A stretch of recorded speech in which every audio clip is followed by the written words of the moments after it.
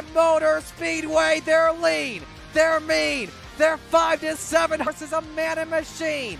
They're 4 wide before they start to slip and slide. The Coast to Coast Racing League 350A Modifieds, Pro Late Models, and the 360 Sprint Cars.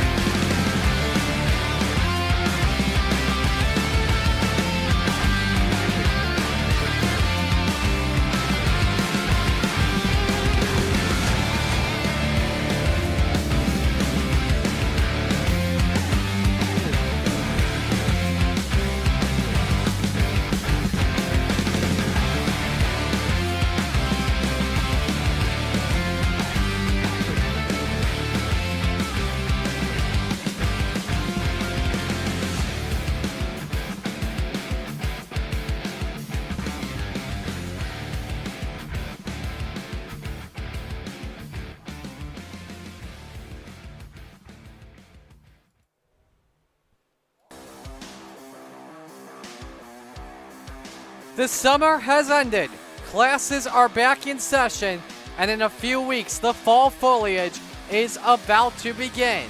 We're back for another edition of Monday Night Madness on the Coast to Coast Racing Network, and we kick things off at the home of Super Dirt Week. The home of the Steel Palace and the Super Modifieds, Oswego Speedway, transformed into dirt for tonight. In fact, this week, the clay goes on Oswego Speedway, which means we're weeks away from the biggest big block race of the season. Welcome to the Oswego Speedway. We're so glad you could join us for the season premiere of Monday Night Madness on the Coast to Coast Racing Network. Marty Sakala with you, just me tonight. Zach Chapman a little bit under the weather, but we hope he is feeling a little bit better. So as we get set to go here for the season, a great summer, great ending of the year last season. Isaac Salas was our Open 358 champ. Chad Griggs was our Rebels champion. He was promoted to Renegades, and Blake Chapman was able to defend his title. But as we get set to go here for tonight, it is Oswego. It is fun. It is fast. You don't know what really is going to happen. It's also a track as well at the same time. That is truly tough to pass.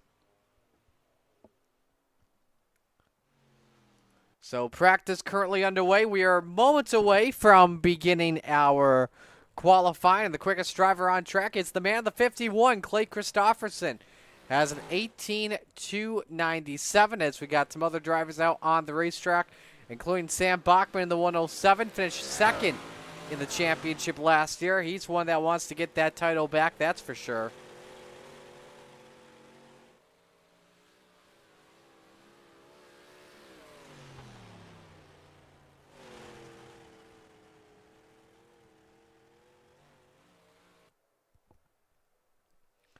So checkers are out. Qualifying is set to begin.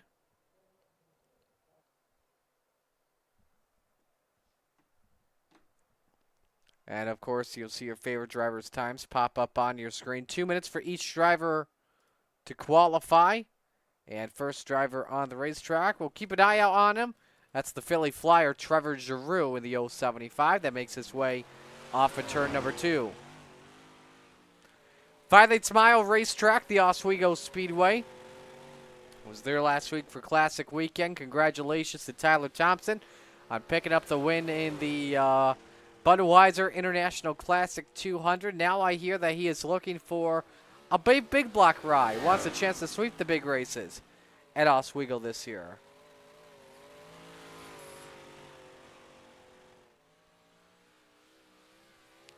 So Giroux sets the bar here on lap 1, goes with a 19.64. Scott Merriam second, Randall Dixon third. Vitale jumps up to third quick.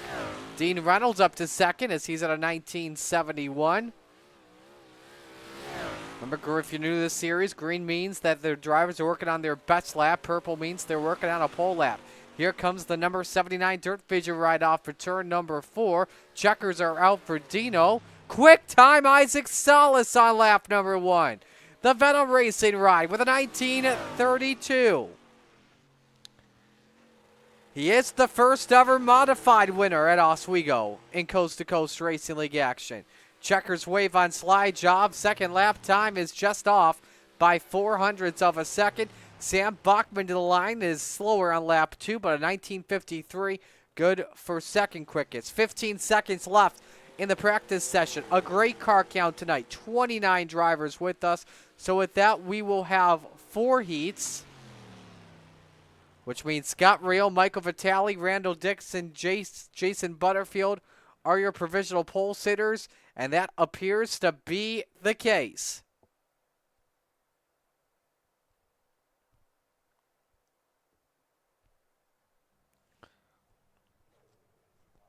So heat 1 is done. We're set to meet the field for our pole sitting heat. Heat race number 1 brought to you by Gambler Motorsports, official team of the Coast to Coast Racing League.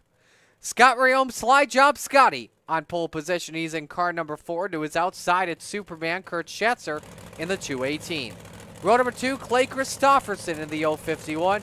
To his outside, defending series champion slide job Isaac Salas in the 5. Row number 3, Brian Lawson. He's in car number 9. To his outside, the General in a brand new paint job, Andy Patton in the 87. And the final row for tonight's opening heat, the Brood to Beast, Jeff Barker. He is in the 513. And to his outside, the 271, driven by Sean Green.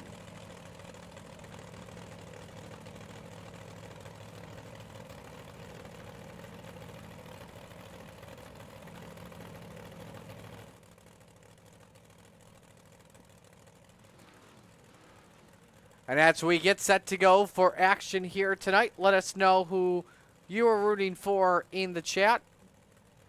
As well, where you're watching from. Busy night tonight on Monday night. Of course, week 1 of the NFL season about to conclude with Monday Night Football. Man, it's good to have NFL back, but unfortunately that means at the same time racing season is starting to come to a close. I say the same thing when it comes to NHL hockey starting things up. So about 20 seconds for Clay Christofferson to grid, or else he'll start from the B main tonight. Hello to Mark checking in, rooting for Isaac Salas. Again, Isaac starting from the 4th starting spot tonight.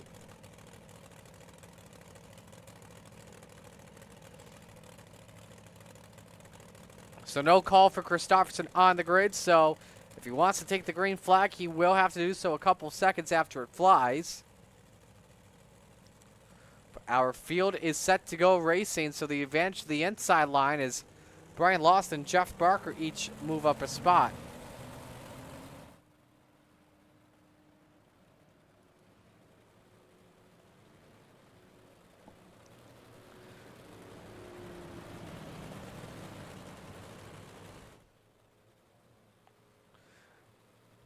No penalties from the looks of things out of Open 358, so that means all is good.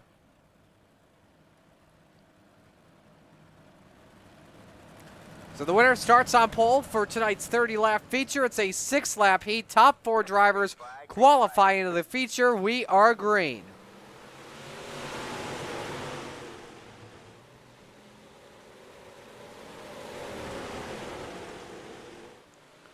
Kurt Schatzer gets away with a good jump, and Salas and Ray Omer stop battling for second. Andy Patton has gone out of the ballpark. You saw him climb the fence. Because of that, he has forced himself into a B main tonight as Kurt Schatzer leads lap number 1. Salas peeks underneath looking for the lead, but he pushed up just a little bit with no yaw in turn 2. Ray Ohm third, Brian Lawson fourth. They're the transfer drivers at the moment. Salas downstairs for the lead. A beautiful pass by the number 5 and immediately clears Kurt Schatzer.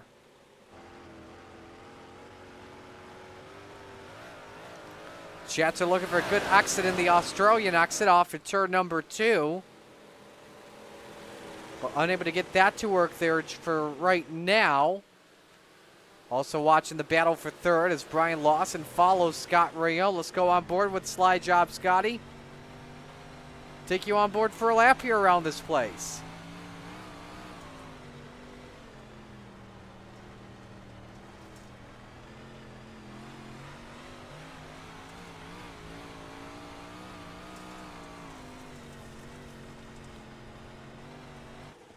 So they've actually made this an 8-lap heat, not a 6-lap heat correction. So good to see the Open 358s get a lot more time in heat action than they did last season.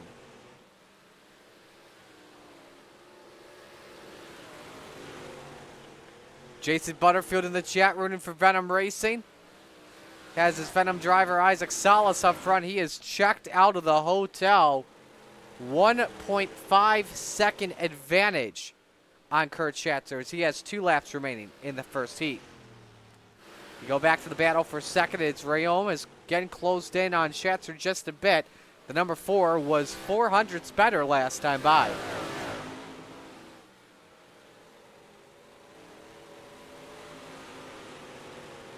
Brian Lawson is still a factor here in this 3-way battle as the final lap is underway. So as the battle for second continues, it's been all Isaac Salas. And that Super Dirt Car Series number 5 machine comes off for turn 4, and the Salsa Man is on pole for tonight's feature. Schatzer second, Rayom third, Lawson fourth. They all transfer into the show. Green fifth, Barker sixth, Christofferson 7th, and Andy Patton 8th.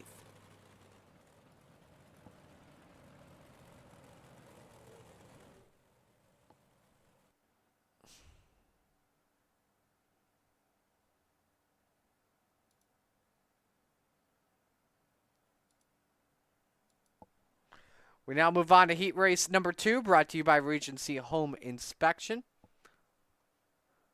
Big home inspection company throughout New York and Vermont. Brian Lawson, a part of the gang there.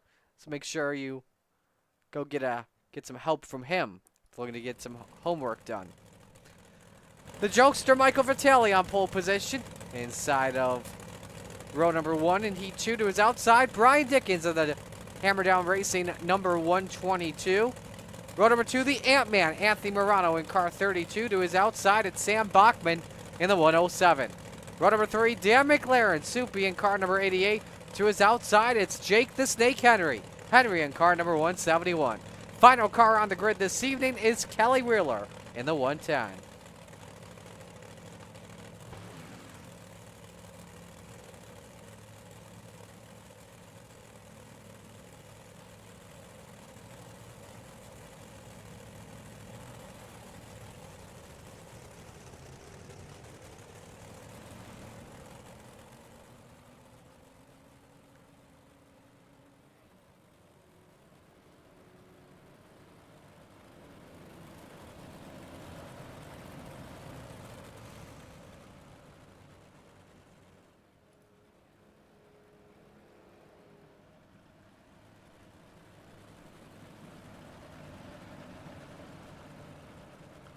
Winner starts on the front row for tonight's feature. Next to Isaac Salas. I know Dan McLaren would love it to be him to make it a Venom Racing front row lockout. Barney's got the green flag in hand. Heat race number 2 underway.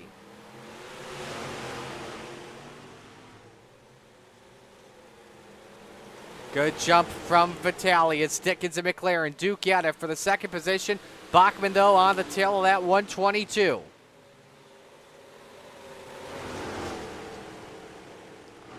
Good battle for that third position as Vitale leads lap number 1. McLaren still low on Dickens, but Dickens underneath Vitale for the lead as the 213 went up the hill for just a moment. As they're wheel-to-wheel into the corner. Vitale trying to hang on for right now. Nice little push that he gets, though, from Sam Bachman to remain out in front of this field. Vitale gets a bumper full of him.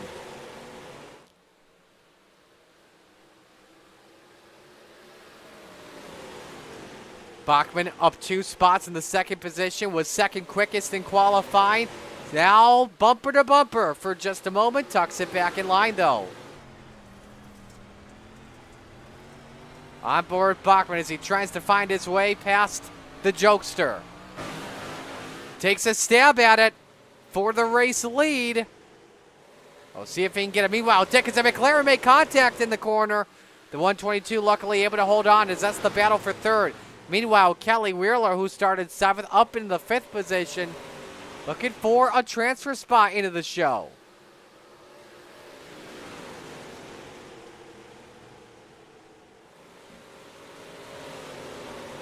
Three laps to go this time by in heat race number 2. Bachman sends it underneath. Oh, he clipped the Jersey barrier pretty good. But how the car still has this left front wheel on, I don't know. Bachman caught a handful, that's for sure.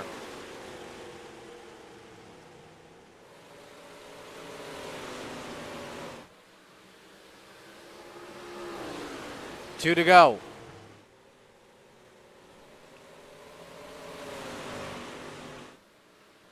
Ooh, good run for Bachman, though, on corner exit.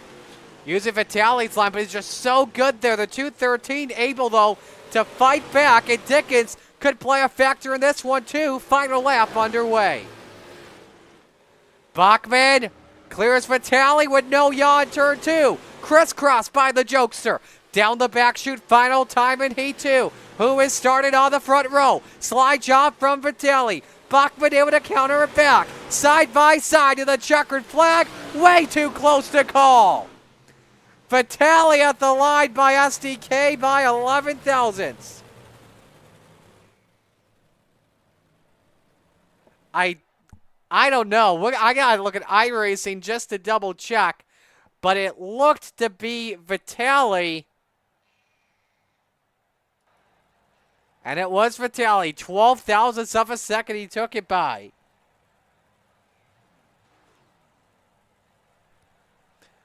So now move on to the lineup in heat race number 3, brought to you by Maurer Farm Management. Here's how they line up. Randall Dixon on pole position.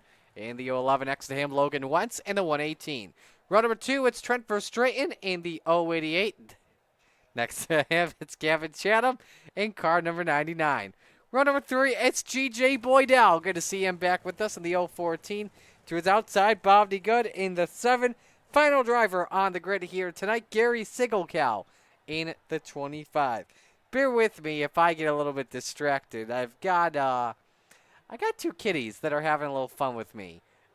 Safe to say it's a little bit early buddy time right now. There goes Luna. She's just having fun with me. I'll have if you're part of the Coast to Coast Racing League Lounge, I'll post it in just a bit. So, Michael T. checking in from a fellow hockey fan. And absolutely was very sad to see Johnny Hockey killed. He was a star player for Columbus, that's for sure. I don't know if you guys heard as well, but Johnny's widow, she announced that she was pregnant with their 3rd child. How sad it's going to be for that kid to not have his dad all along, but it's just absolutely sad.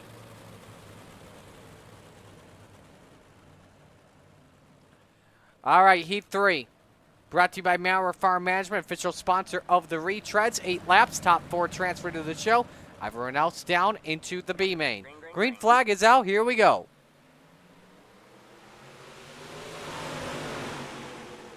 Three wide for the race lead. Verstraeten forces it. Gavin Chatham now up around the outside to go 3 wide for second.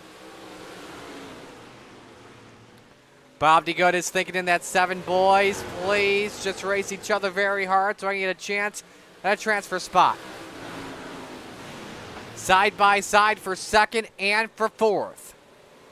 Verstraeten a little bit tight in 1 and 2 allows DeGood to move up into a transfer spot. Now he's all over the bandit. Randall Dixon for third.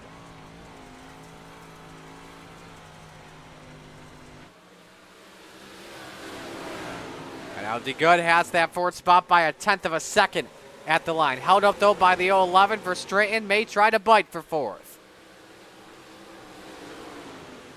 Here comes Chatham for the lead in that 99 ride.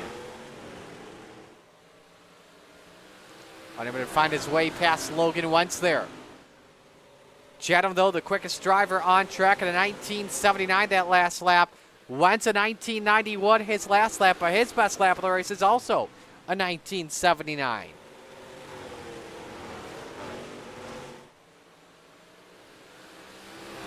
Halfway home, 4 up and 4 down. 1970 for Chatham that last lap. May have caught the Jersey barrier off turn 2 because Wentz picked up a bunch of ground, 7/10 of a second. We got trouble meanwhile down the back straight. G.J. Boydell has spun in the Everett Child Matters machine. 3 to go for the man of the FTM RU18 ride. Chatham second, Dixon third. Bob DeGood with a final transfer spot in by about 2 seconds on Trent Verstraeten. We've got 2 to go here real quick, and while there's not a lot of racing to watch our eyes on right now, let's watch the replay with Verstraeten and Boydell. You see there's just some slight contact. And bang, that's a big lick for Boydell.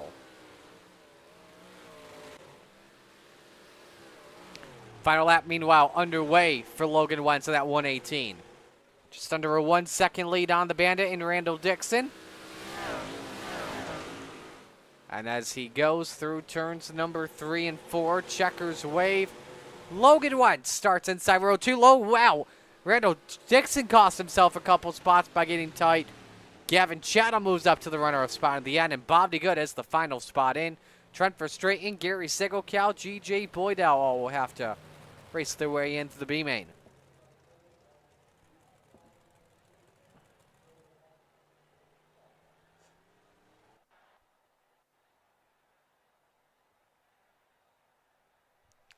We now move on to our final heat race of the night. And here's how they line up. Butters on pole position. Jason Butterfield, the 93, to his outside. Harold Klump in the number 2. Run number 2, it's Dino. Dean Reynolds in the 79. Next to him, the Philly Flyer, Trevor Giroux in the 075, our fixed 358 champion. Row number 3 making his debut with us in Coast to Coast action. Apologies if I mispronounced this correctly. I'm going to guess Ludovic Buisson. Or Buisson. I don't know. Next to him, Bud Molyneux in the 883. Rounding out the grid, Canada Connor Ross in the 35. These are the kind of races I like, where half the field is American, half the field is Canada.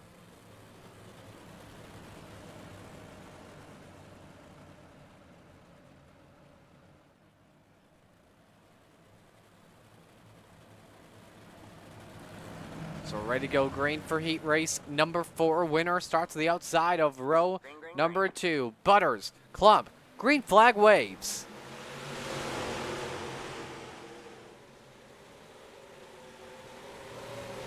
Good jump for the 93. Already has Klump cleared. 3 wide for second. Trevor Giroux threading the needle past Klump and Reynolds. Oh, and Giroux caught the Jersey barrier.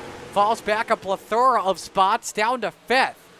So Dino moves up into the final transfer spot as lap number 1 is led by Butters.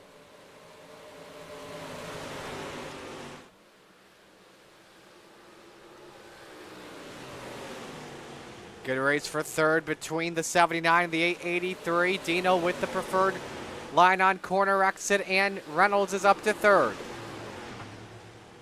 On board Trevor Giroux as he looks to get a transfer spot back. Good run off at turn number 2. Then caught the bumps there down the back chute. No yaw to turn number 3. You saw he caught a handful. Not what you really want if you're the Philly Flyer. Molyneux hanging on to fourth, but Giroux still fighting back really well. Meanwhile, Klump with a lot of company from that 79. Dean Reynolds underneath for second. Oh, Klump caught the steel wall really well, and more than once to the Jersey barrier. And around goes the throwback ride, and he's out of it. And now this is the race for the final transfer spot in. Bud Molyneux and Connor Ross.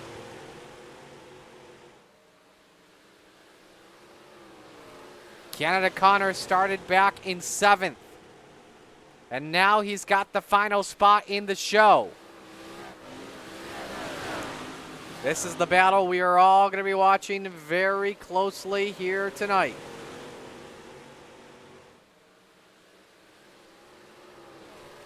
Two laps remain.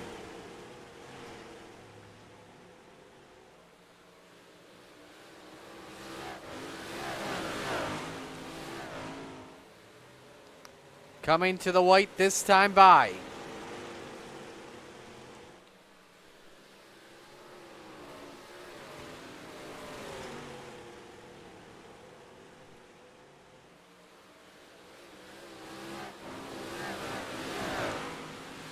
Meanwhile, as Trevor Giroux, Dean Reynolds battle it out for second. Checkers wave off at turn 4. Jason Butterfield the winner in heat 4. Reynolds second, Giroux third, and Connor Ross hangs on to the final transfer spot in. Molyneux 5th, Busan is 6th, and Klump 7th.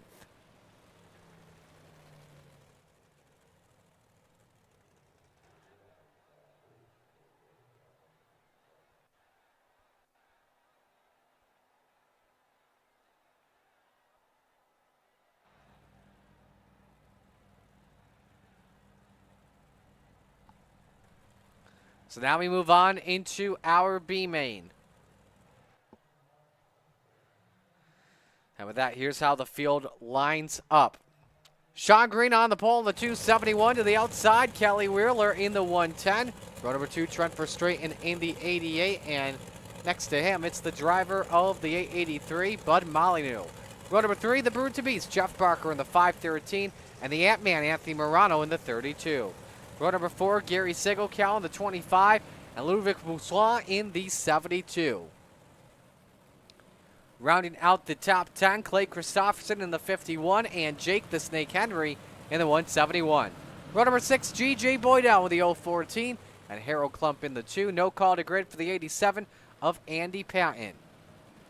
We are taking the top 8 into the show. Everybody else is headed home.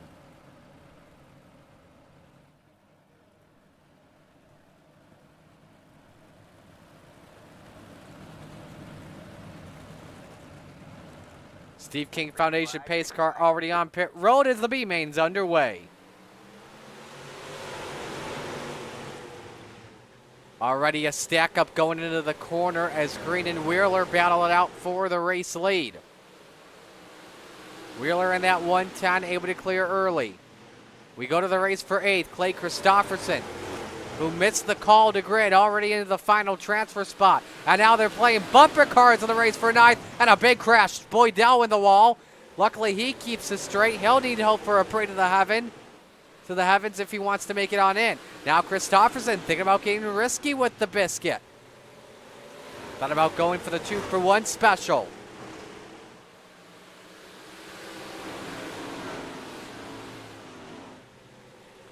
Busan now in the final transfer spot. It is a hornet's nest going down the back chute. This is how tight the drivers are even in the open setups. Well, look at the move there from Anthony Morano going 2-for-1. Very risky strategy, but we know the Ant-Man. He loves to run the bottom at these long, tight tracks. And there's contact Off of Sean Green. Oh, big stack up him and Molyneux with the wall. Up on 2 wheels and around he goes and out of it. Molyneux was in a great transfer spot, that's for sure. And now that puts Jake Henry up into 8th. Can the Snake hang on to the Gears Unlimited 213?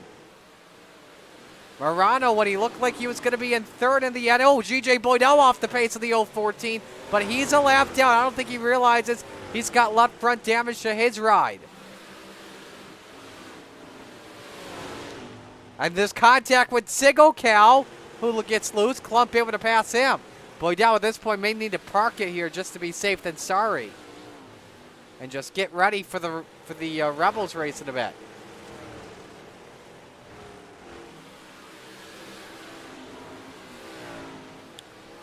Four laps to go. Henry with a great gap. Kelly Wheeler still out in front by 0.3 of a second on Sean Green. This is the battle everyone watching really closely. The drivers here, they know they can play it safe than sorry, but all want as high of a starting spot they can take because Knoxville is a Oswego a track full of track position. Morano in the bumper and Jeff Barker found a way to capitalize on a trip for straight. And meanwhile, we're on to the 88. He's down to 8th. He's got to get the car going now. Back straight it goes, but he's down to 10th. Harold Klump now with a final transfer spot. It's going to come down to a pair of retreads likely on who's going to make the show. But there is 2 laps remaining. Klump is up by 2.5 seconds on Verstraeten.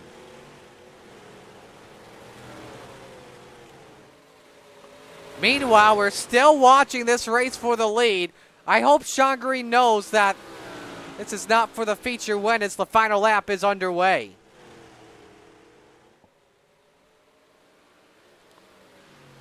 Klump, meanwhile, running away with 8th over Sigelcal as well as Verstraeten. Sean Green up on the wall, off of turn number 4. Kelly Wheeler takes the win the B-main. Green is 2nd. Busan is 3rd. Barker 4th. Christofferson 5th. 6th, Morano. Henry 7th. And Harold Klump is the final car in an 8th. Everyone else is done early until Rebels or Renegades.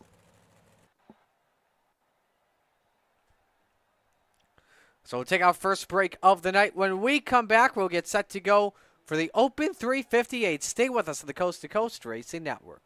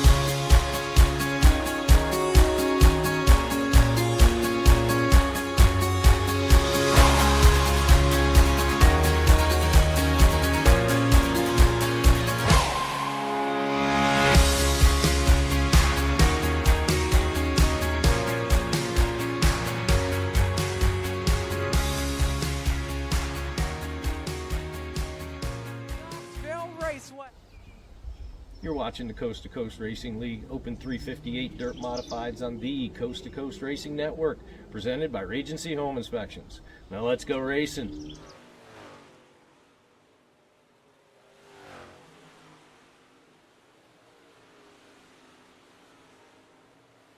Warm-ups continue here, and at the moment it is Isaac Salas, your quickest driver on track, at a 1947. Trevor Giroux is second quickest at a 1964. As you see the lap times there on your screen. Clay Christopherson currently on pit road, still yet to put a lap time up. It'll be an exciting season, that's for sure, on the Coast to Coast Racing Network. Don't forget tomorrow night as well, we've got a special benefit going on in honor of the Johnston family. We'll have 358 Dirt Mods at 7 o'clock, 360s at 8. Then at 9 o'clock, we'll have Twin 25 pickups. Hope everyone attends. Entry $10. If you're able to consider donating more, you can send it to the PayPal that's in the c2c.charity.us@gmail. If you need more time, make sure you contact Bill Calder in that.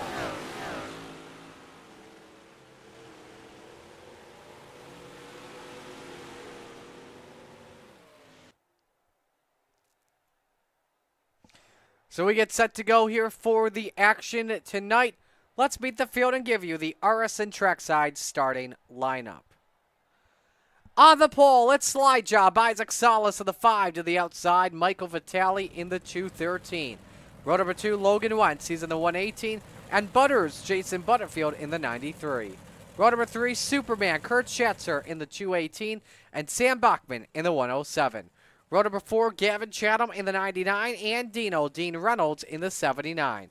Rounding out the top 10 here this evening, Scott Rayom, slide job Scotty in the 4, and Brian Dickens in the 122. Row number 6, Randall Dixon in the 011, and the Philly Flyer, Trevor Giroux in the 75. Row 7, Brian Lawson in car number 9, and it's Dan McLaren, Soupy in the 88. Row number 8, Bob D. Good in the 7, and Canada Connor Ross in the 35. Row 9, Kelly Wheeler in the 110, and Sean Green in the 271. Rounding out the top 20, Ludovic Boussois in the 72, and the Brewer to Beast, Jeff Barker in the 513. Row number 11, Clay Christopherson in the 51, and the Ant-Man, Anthony Morano in the 32. Final cars on the grid tonight. Your final row is Jake the Snake Henry in car number 171, and the 2 car driven by Harold Klump.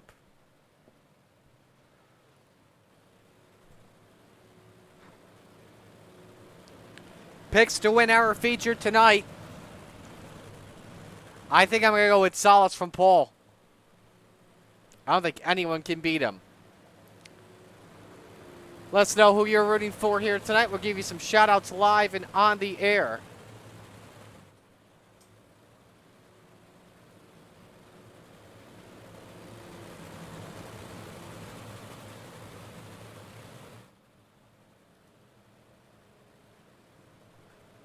So we get set to go for the Flatline Racing Bodies green flag as a Steve King Foundation pace car has pulled on to pit road.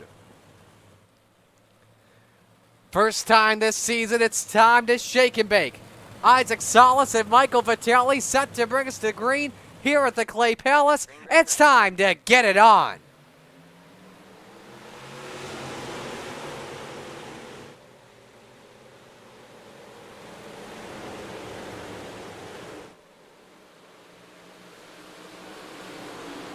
Into turn number 3, Jason Butterfield, Michael Vitale battle for third as Logan Wentz is sideways.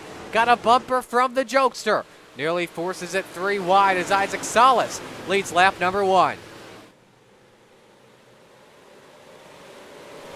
Good racing all around the racetrack here as Logan Wentz barely is able to clear Sam Bachman for the bottom step of the podium. We watch the race for fourth as Bachman tries to pass Vitale for the spot. Dean Reynolds in that 79 behind the 2 of them up 2 spots early. Here comes Logan Wentz. Slide job attempt on Jason Butterfield. Can't clear him. There's some tire contact between the 2. Butters hangs on to second. And this allows as well the 107 of Bachman to get through into the 3rd position as he ride on board with them.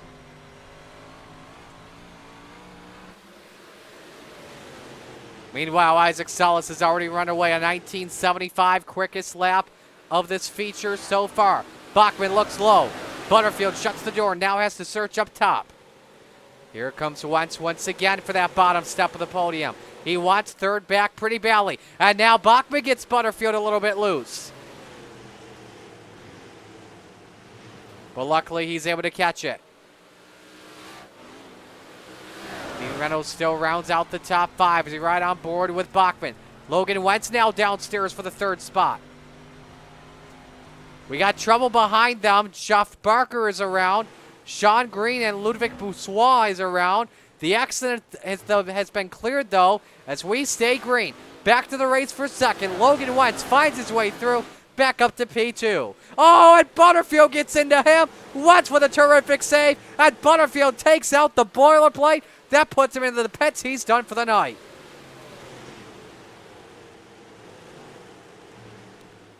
Nearly just had 3 wide for third and trying to take advantage of all of this mayhem.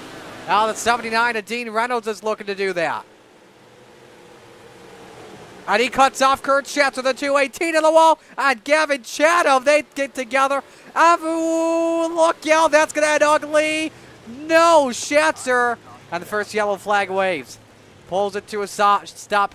Safest route to hold the brakes, that's for sure. Well, we've got a lot to digest as our first yellow of the season flies.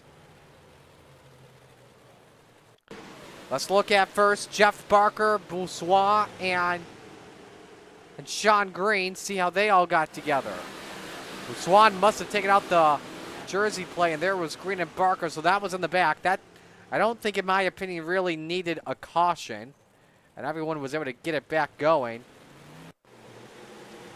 Well, this is what we were talking about here. Jets are extremely sideways throughout the entirety of the front straight. Dealt with a lot of contact there. Look at that, all 4 wheels off the ground in the same spot that Max McLaughlin had his barrel roll in the Salute to the Troops 150 last year. Yeah, the gap just wasn't there for Schatzer.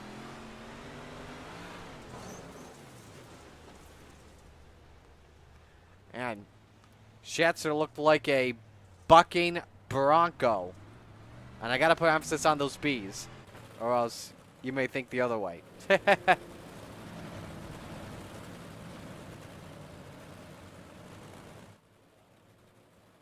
First yellow waves here on lap number 8. Great to see 22 viewers here for opening night.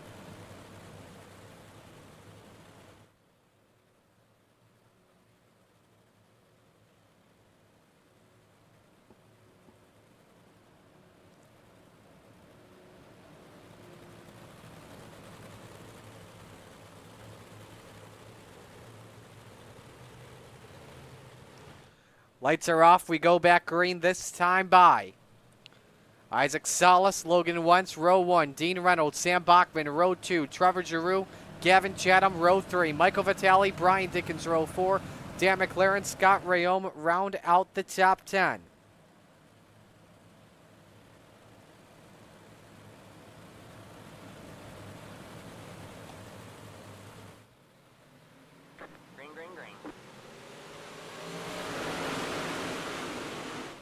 As we're back to the green flag here, Salas immediately holds serve on both Logan Wentz and Dean Reynolds. Here comes Bachman around the outside for the 3rd position. Wentz, though, all over the 5 for the lead. I think Wentz backed out of it just a little bit to avoid any contact that would send the 5 car around. 4-car battle for the race lead. Wentz tries to force his nose underneath. The 2 may have touched going into turn number 1. On board with the 118 as Salas has him cleared.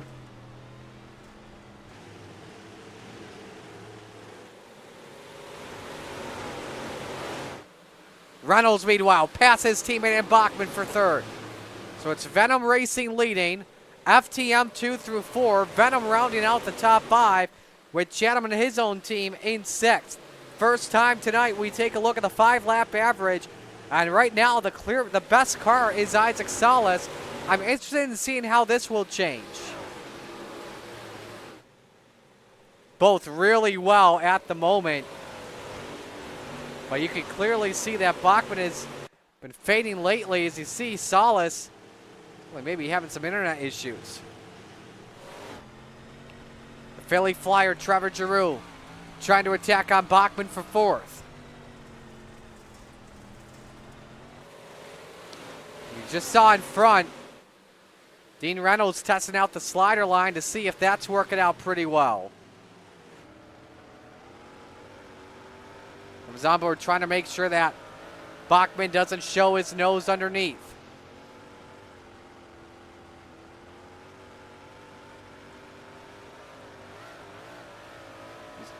Both of them just about on the gas at even time.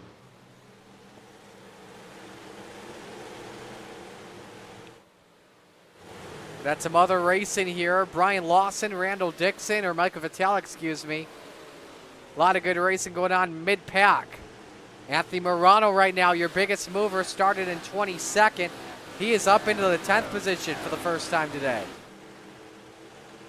Next driver tries to attack is Connor Ross for 9th. Halfway home, 15 up and 15 down. And it's been all slide job. Isaac Salas with a 4/10 of a second advantage.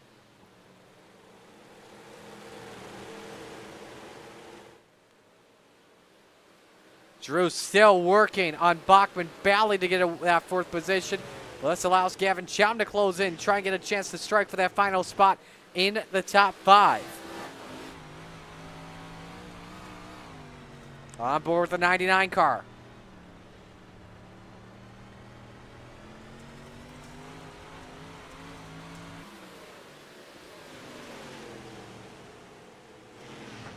Chatham still trying to look low. The battle for 8th, McLaren and Ross still continues to heat up. Both of them, in fact, closing in on Brian Dickens. Here comes Morano now looking for 9th. Ooh, man, they nearly touch. Ross sends it in with a slide job of his own, looking for the spot. There may have been some contact between him and McLaren, and we're 3 wide now for the spot. Back to the front of the field here. Giroux low on Bachman, but 007 hanging on with that top shelf.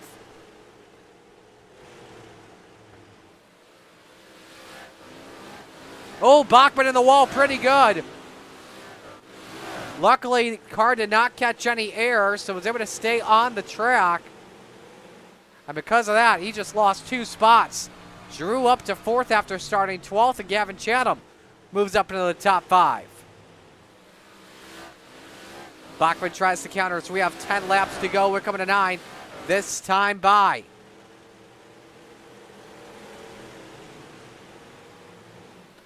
Still Isaac Salas out in front with a dominant car. Lead, though, just about a second on Logan Wentz. Let's pop up the 5-lap average once again.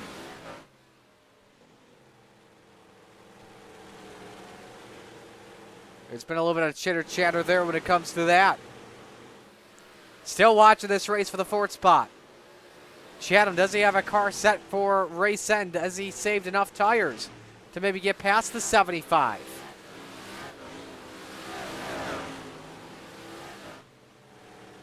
Looking at other racing on track, Clay Christopherson, Brian Lawson battling for 13th. Not a lot of really side-by-side action. Drivers just trying to force others into making mistakes. You see Dickens there with the weird slider. Is Bachman again in the wall. His car is in trouble. Dickens now trying to take away that 6th position.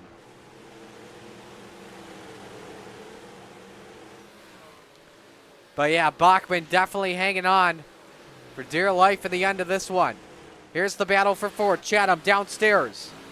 The gap was as low as 9 out to turn 1, and there we go. Teammates get together, Bachman and Morano. And hold the phone, a late race restart coming up with 5 to go.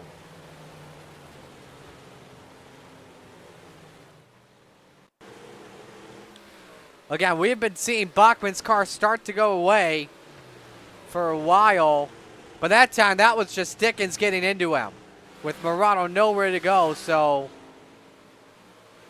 Dickens with a double kill there, which is unfortunate. Morano probably took the biggest hit of anyone as he lost the left front. Sees it coming, but I didn't expect that for sure.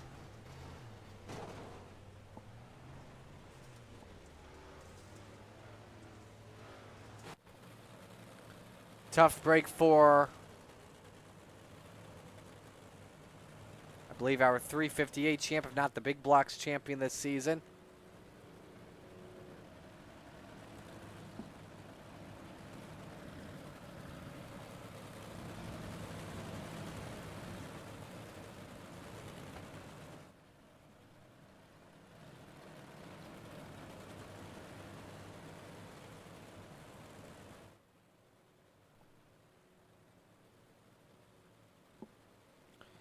So single file restart coming up here.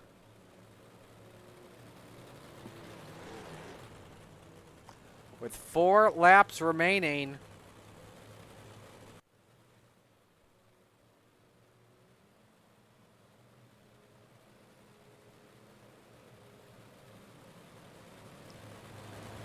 Can Isaac Salas hang on and lead every lap? Or will we see Logan Wentz or anyone else on back to pull off the upset? We're going to find out right now.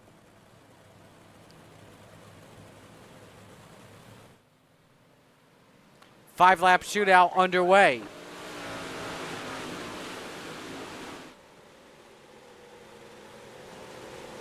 Wentz trying to follow the 5, but at this point, how are you going to be better than Salas in the racing line that he's running?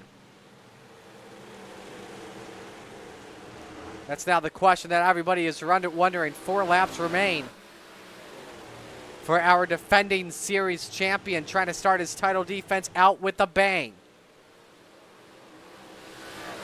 Dino loses some ground to Logan Wentz. This could help out Trevor Giroux, the Philly Flyer, looking for 3rd. Should mention, too, with Morano's accident, your biggest mover on the track now is Clay Christopherson, who started 21st up to 11th. But look at this big mess that's about to break out. All right, man. Caution is out. Caution is out. Connor Ross, Kurt Schatzer, Scott Rayholm, Sam Bachman. You could just see that coming with the way the drivers were racing each other.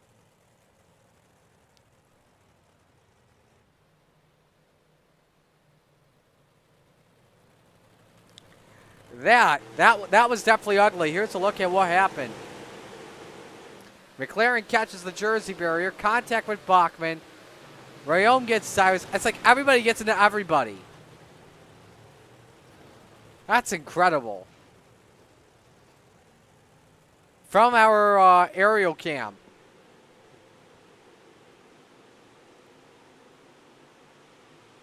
McLaren and Rayholm, and man, look at that. Everyone in that pack just about involved in that crash in some way, shape, or form. Let's go on board with Rayholm.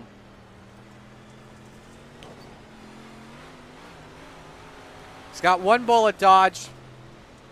That is just Cyrus. Yeah, that was just getting way too crazy.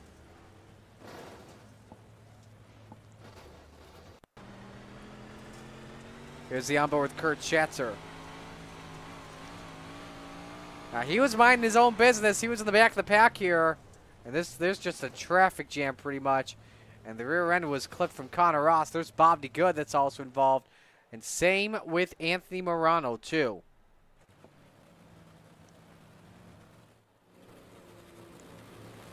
I believe this is 1 to green this time. This is. Corey Schartzer checking in. Welcome. And hello to Butch Baker checking in.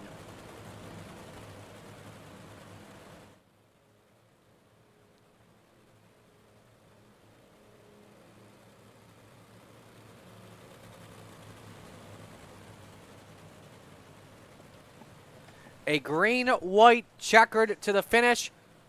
Will Isaac Salas get this done? Green, green, green. Again, he has just executed restarts to perfection today. At this point, though, got to be defending on the bottom and can't be looking in that rear view mirror, that's for sure. Logan Wentz stays, though, on his bumper. This may not be over just yet. Final lap underway. Salas with defense. Uses the slide job to perfection. Opens up some ground on Logan Wentz. The driver of the Super Dirt Car Series, Venom Racing number 5, trying to hang on. As Logan Wentz sends it into turn number 3. Puts her up on the top jump. Puts her in the wall. Isaac Salas, checkered flag. The IRC from ND does it again at the Steel Palace. Dean Reynolds 2nd. Wentz hangs on for a podium in 3rd. Giroux 4th. Chatham 5th. Clay Christopherson from 21st to 7th.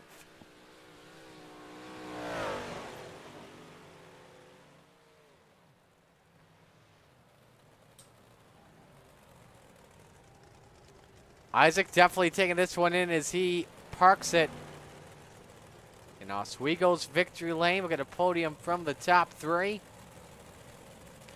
The Minor Rebels and Renegades coming up next. Butchie Baker happy, rooting for Venom. Corey Schartzer, our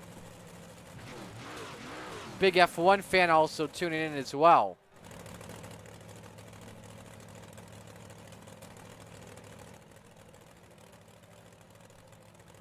All right, we're having some sort of technical difficulty. I'm not too sure what's going on.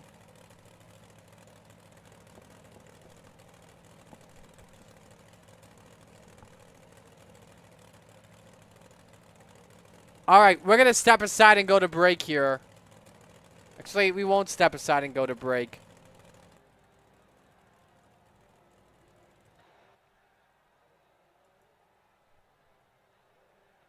I think our speeds right now are just getting really throttled right now at the moment. So, I don't know if you can still see us. We'll see what we can do here. Since we are on a broadcast, let's go with Logan once. Logan, I don't know if we are actually still live because for some reason we're having some really bad technical difficulties. You went for it in turn 3. I mean, there's no question. You had to do what you had to do. Yeah, I was just trying something. It was something dumb on my part. I should have just took the second place and called it a day. I mean, I can understand. I can understand that. At the same time, there's a big win on the line. You want to try and start the season off right, though. I mean, you still did with a nice 3rd place finish, but at the same time, I know you really wanted to have a good finish at the end.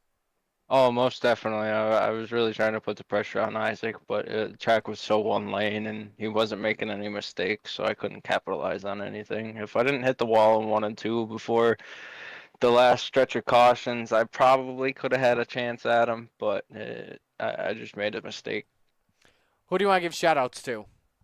I got to thank Castleberry Flagstone for keeping me employed each week, the boys over at FTM for giving me a spot on the team to race, Swan Speed Shop, Super Dirt Car Series, Expert Installation, MDI TV, you for putting on these broadcasts, and Coast to Coast for giving us the place to race each week. All righty, man. We'll let you go. Great job tonight. Thanks. So Logan Wentz, our 3rd place finisher.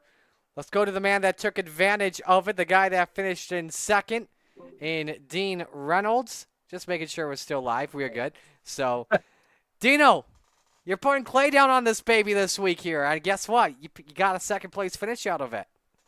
Yeah, we might even put it on tomorrow. We're going to see what the weather's like, and so look at the social media, everybody, and we might be putting some of the real stuff on the racetrack at the Real Oswego. So it's an exciting time. So I guess a good way to finish 2nd to the best here in Coast to Coast, and no disrespect to Anthony. I think Anthony and Isaac are the 2 guys you got to shoot for, and when you finish 2nd behind one of them, I'll take that.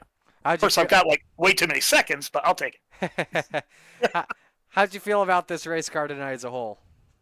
I went with the basic Swanee setup, and other guys were fooling around with some different stuff, and I just went with the base, and I just geared it the way I wanted to, and it seemed to work. I think Logan and Isaac were a little bit faster than me, but I think the rest of the field there I was either equal or maybe a tick faster. But it was comfortable for me. That's why I run it. It's comfortable, and come from 8th to 10th with a 0, or 10th at 2nd with a 0x. I don't know how much I could do for points. Probably not much because with Super Dirt Week in Charlotte. But they, before I start missing some races, I like to see myself up there if I can. Who do you want to give shout-outs to on the run? Well, I got to thank the guys from Full Throttle Motorsports. A great bunch of guys, and congrats to Logan. We got 2 out of 3 on the podium, and I was messaging Isaac earlier, and I said, I think Venom and FTM got a little rivalry going on right now, and that's a lot of fun. They're a bunch of good guys, and we got a bunch of good guys, and we're having some good times. So, thanks FTM and Venom.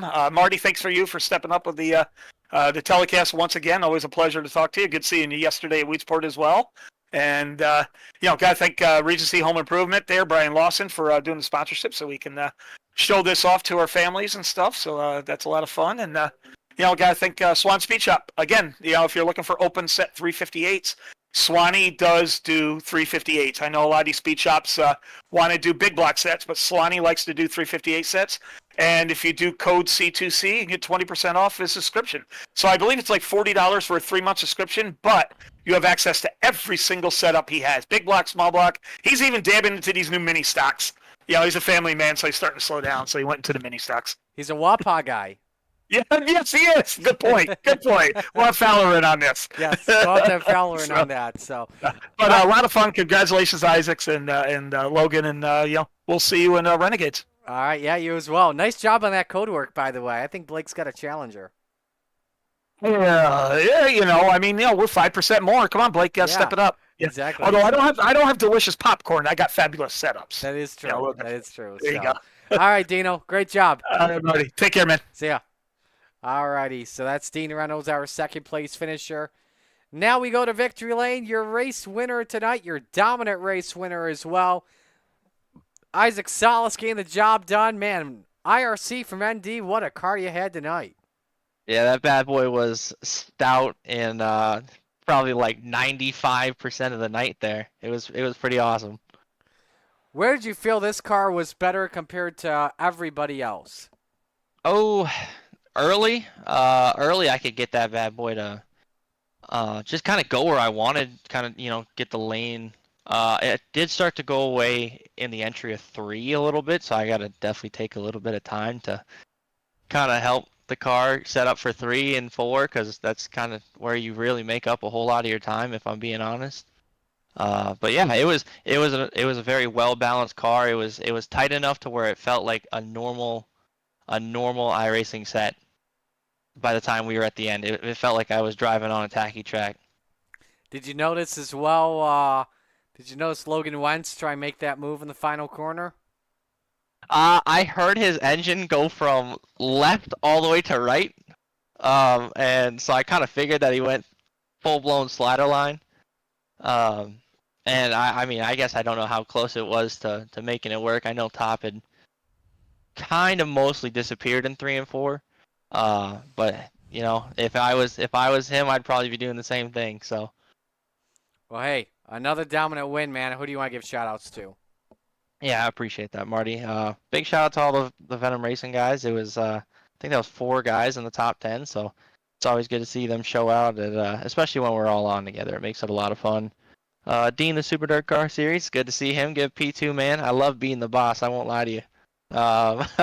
Magnum Race Designs, Tommy Gun Customs, JRB Designs came on with that beautiful new scheme, man. I've fallen in love with that thing. It's pretty sweet. I love the orange, blue, and white. It's gonna take a little getting used to, but I love it. RSN Trackside, Mission 22, Top Notch Trucking with my Gramps. I know that he's watching, and so awesome. Thank you for the support, Gramps. Shaggy TV came on board over the break, so happy to have them, and Regency Home Inspections. Thank you for the broadcast, Marty, Mom, Dad, Gramps. Again, yeah, my friends, and then obviously the big one to Kelser out there making dinner, watching it on her phone. So nice. Good job. You'll get a good meal out of that one. Congratulations. Awesome. Thanks, Marty. I appreciate it. Isaac Salas, your winner here in the Open 358. Let's step aside, take our first break of the night. When we come back, it is Rebels action on the Coast to Coast Racing Network. Second break of the night, excuse me.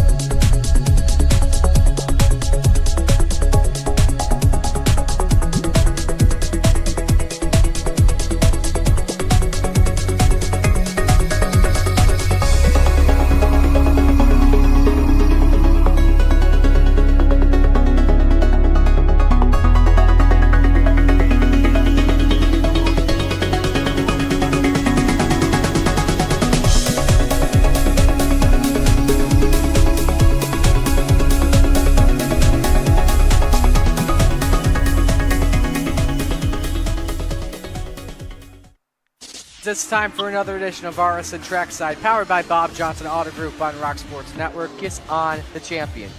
Trying to be at a hiatus, so let's get.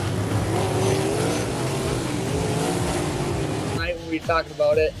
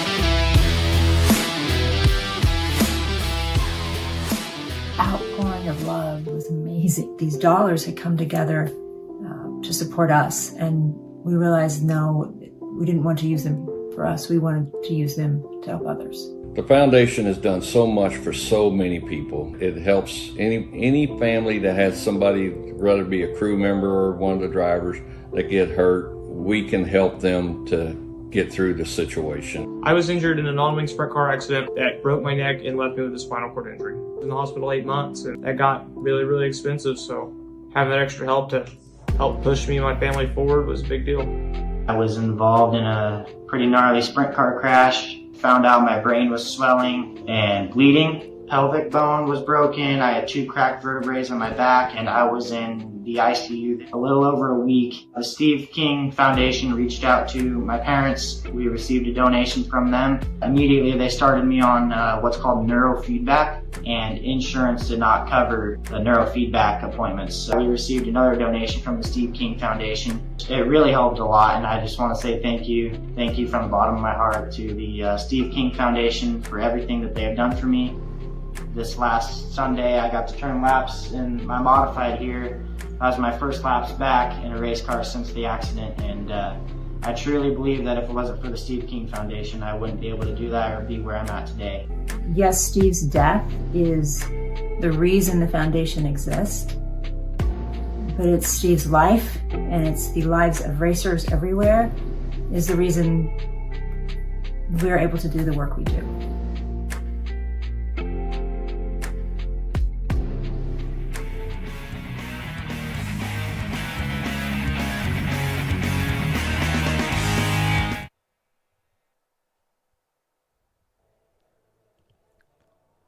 Welcome back here to the Coast to Coast Racing Network as we continue on with our live coverage of week number 1 of Monday Night Madness. We are just about ready to go here for Rebels action.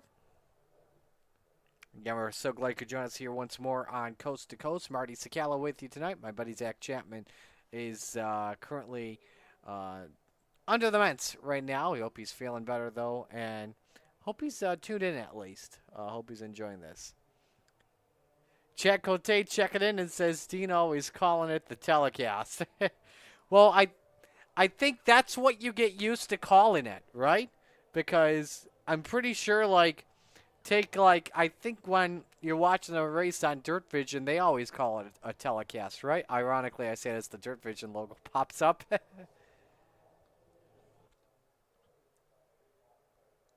They either say Dirt Vision telecast at World Race Group or Dirt Vision broadcast. I don't know. I don't work there, so. Well, looking at times of the moment here for Rebels, I don't believe anyone's on track right now. We've got a quiet track, and it's about to get loud here in a few moments as qualifying is just about set to begin. 26 drivers with us tonight, so we'll send 2 drivers home out of this.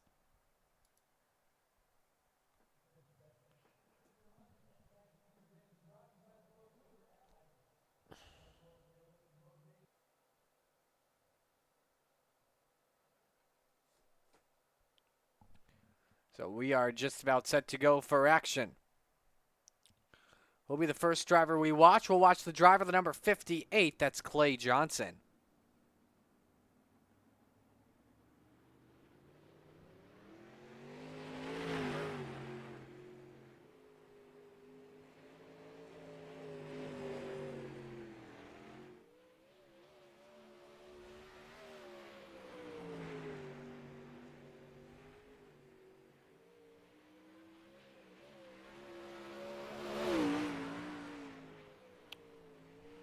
Again, 2 minutes for the drivers here to qualify. Your favorite drivers will pop up on the screen.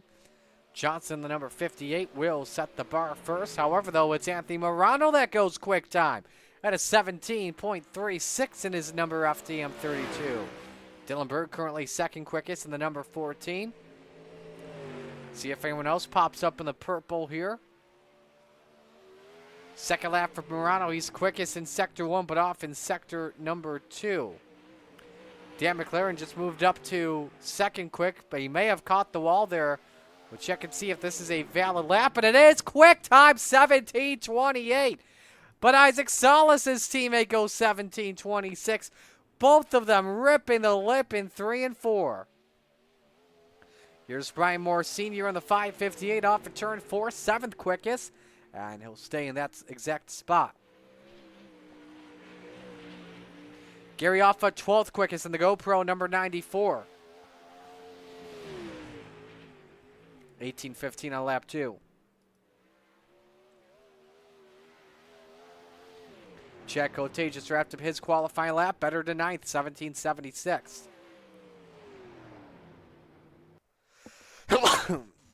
So qualifying is complete. Isaac Salas is on the pole here for tonight. For Heat 1 tonight. Well, he's the quickest, I should say. We'll see if he's on the pole for tonight's feature in just a matter of moments. Heat 1 brought to you by Gambler Motorsports. Here's how they line up.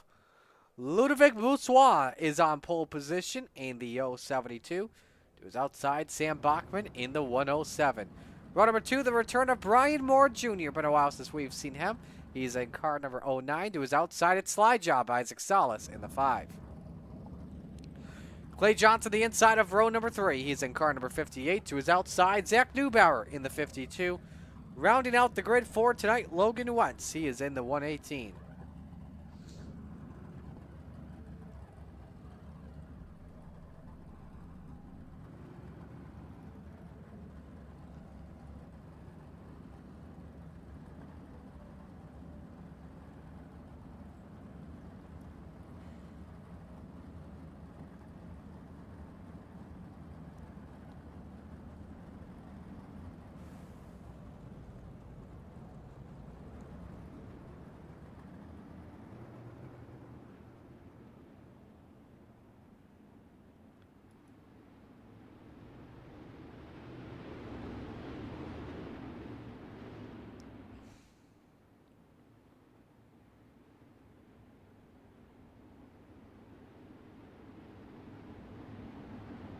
So the winner tonight on pole position for our feature.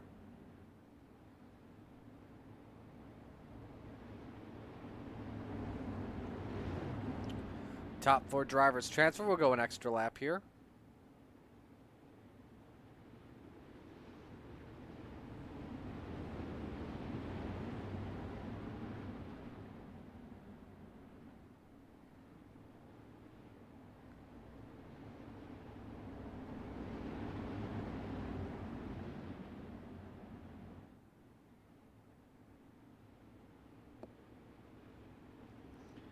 And so the Steve King Foundation pace truck is in.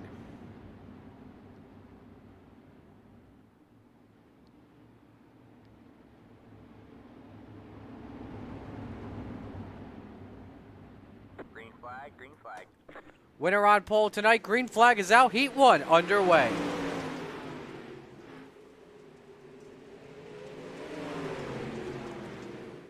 Sam Bachman immediately clears Boussois for the race lead. Isaac Salas looking for second spot on the 072. Appears that Salas may have a little bit of neck coat going on, and so he moves up to the second position. Brian Moore Jr. with the final spot in. He's currently in 4th spot of the 09.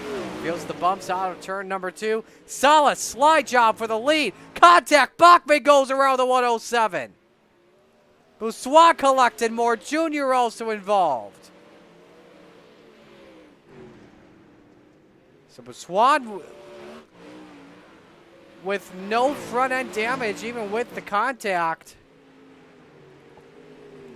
But bummer of a break, though, for both Bachman and Moore Jr. Taking advantage of this is Logan Wentz for the final spot. In fact, he just made his way past Clay Johnson for 4th.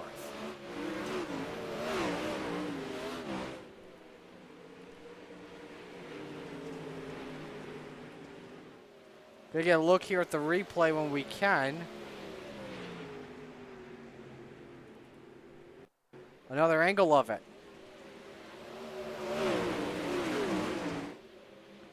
Salas going for the lead, and didn't even touch him.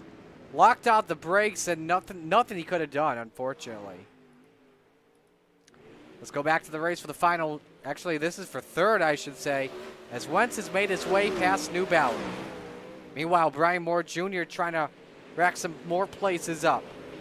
This is for 5th past Johnson. Now can he catch Neubauer for the final spot in, or maybe Wentz? We'll have to see.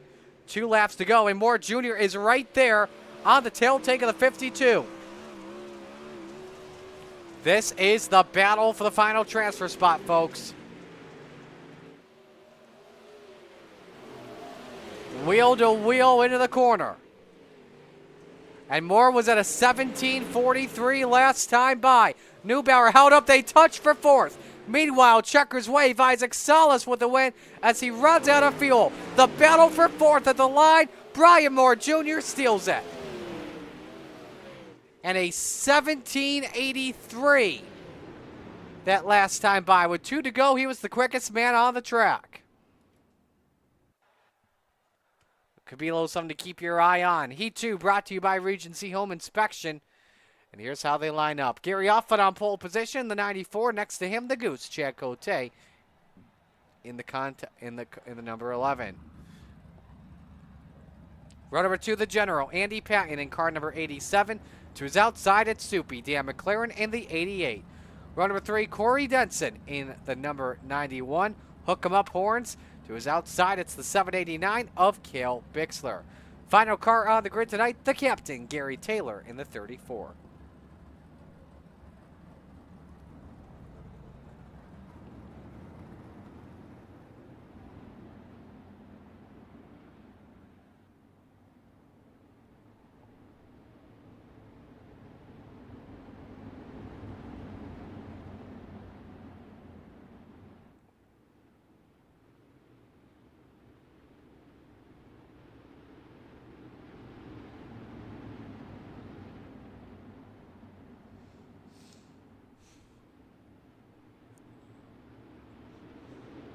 Here we go for the green flag for Heat 2. Gonna waste no time this time. Green flag, green flag.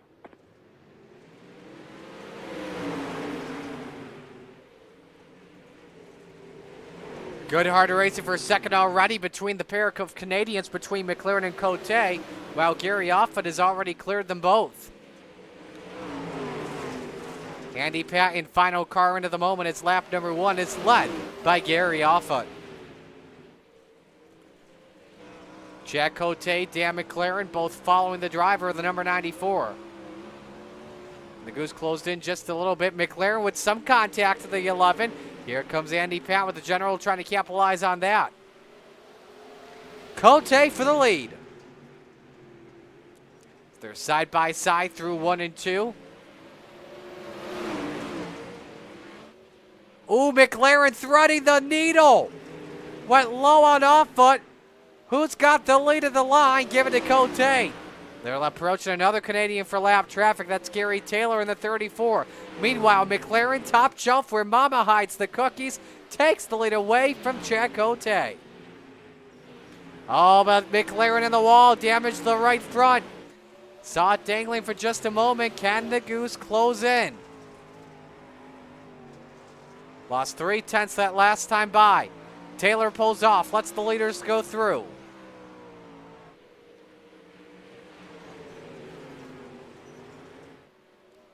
Gary Offa was the final car in, but then towed immediately into the pits. Must have hit the wall. So Corey Denson now in the final transfer spot in the Premier Racing setup, striven to save lives machine.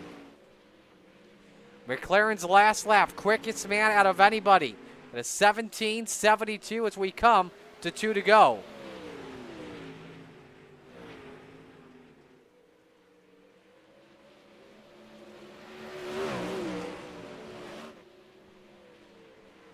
Four-tenths of a second. Now it's a half second over Chad Cote. Going to be tough for the 11 to regain ground on him, or reel him in, I should say. The Venom Racing number 88 will start on the outside of the front row as a Venom Racing front row lockout. McLaren takes the win in Heat 2. Cote second, Patton third, Denson fourth, Bixler fifth, Taylor sixth, and Offutt seventh.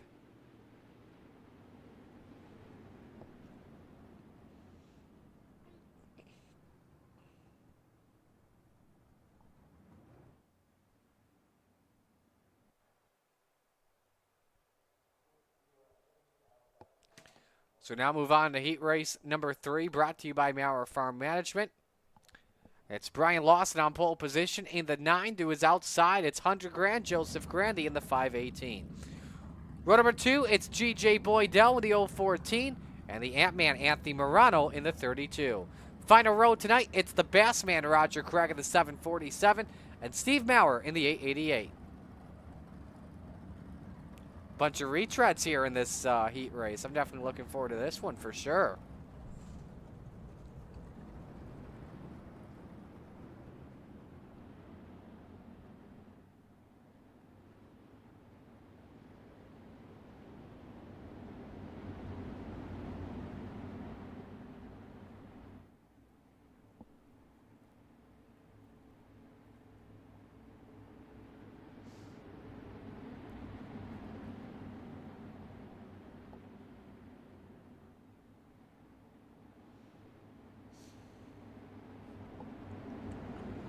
Winner inside of row number 2 for tonight's feature. Green flag, green flag.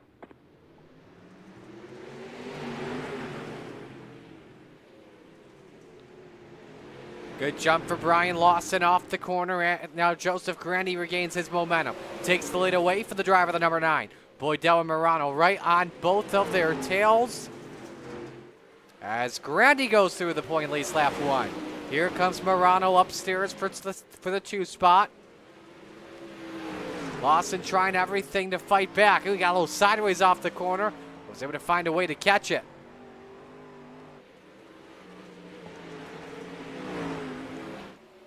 G.J. Boydell challenging for 3rd. It's great to see him back. Big fan of the Oswegan Speedway as well as Land of Legends Raceway. It's been a while since we've seen him race in a Rebels event or even the Open 358s. So I'm all for having GJ back with us tonight. Joseph Grandy, meanwhile, quickest guy on the track at a 17:31.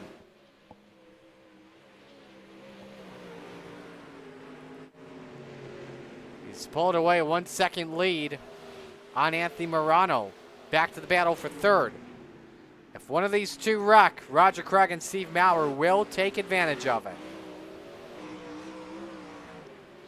Good look for Boydell underneath. They didn't want to test out the slider just yet, especially in a heat race. 3 to go.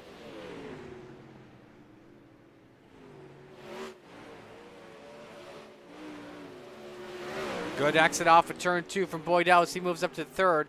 Meanwhile, Grandy's improving lap by lap. Just had a 17:21 that last lap.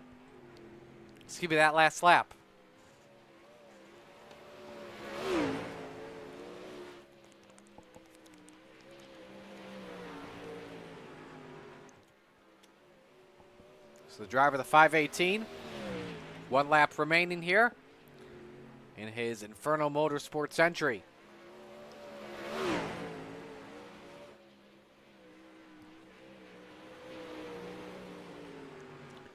Joseph Grandy, a dominant win by 2 seconds on Anthony Morano.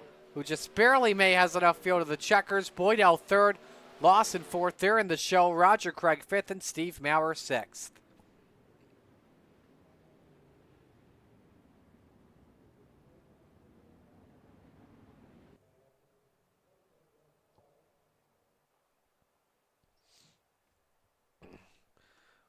Now moving on to the final heat race of the night, and here is the starting lineup. Stacy Elmore on pole position, the 21, to his outside, Trent Verstraeten in the 088. Row number 2, Brian Moore Sr. in the 558. Next to him, Dylan Berg in car number 14. Final row tonight, the Ayla Outlaw, Preston Cranmer in the 77, and Michael Todd in the 117.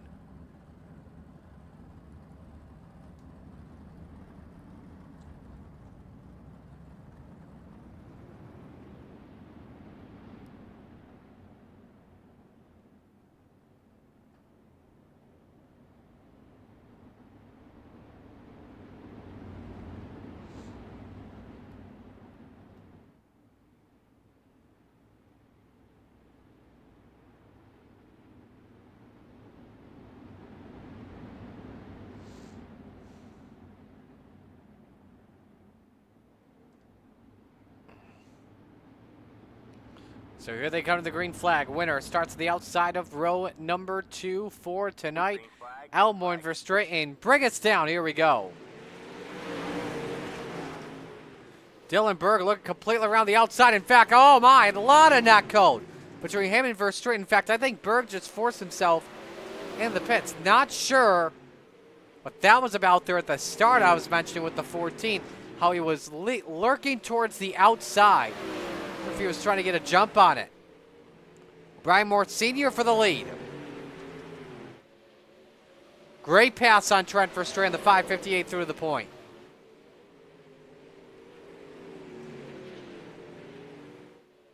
Verstraeten having some neck code issues, or did he just forced himself into the pits too? Oh my. Berg and Verstraeten both get eaten up by the steel blocks, by the steel wall. Because of that, we already have the 4 in. Brian Moore Sr., Preston Cranmer, Stacy Elmore, and Michael Todd. So we're through 3 laps through here. Great to see Senior back with us here. Would be his first heat win since his return. We saw him in our championship finale a couple weeks ago. So that was awesome to see. Brad Waite checking in, rooting for Inferno Motorsports, and I believe that's Steven Stewart rooting for Clay Johnson to be specific. 3 to go, the race for second, break it out here. Cranmer all over Elmore.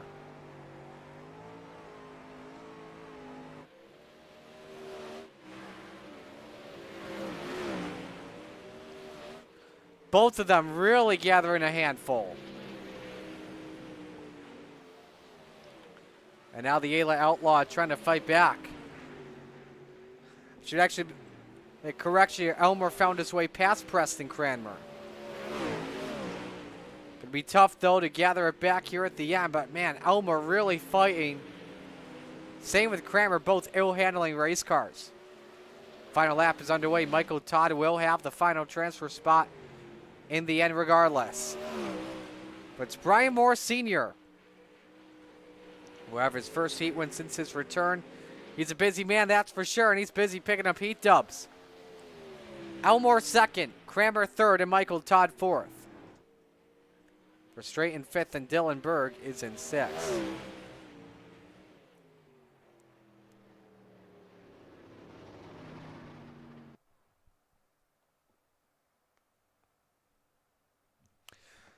Time for the last chance showdown. Here is a look at the starting grid. Zach Neubauer on pole in the 52 to his outside. Cale Bixler in the 789. Row number 2, the Bassman, Roger Craig in the 747. And Trent Verstraeten in the 88. Row 3, Clay Johnson in the 58. And the captain, Gary Taylor, in the 34. Row number 4, Steve Maurer in the 888. And Dylan Berg in the 14. Final row tonight in our last chance showdown. Sam Bachman in the 107 and Gary Offa in the 94.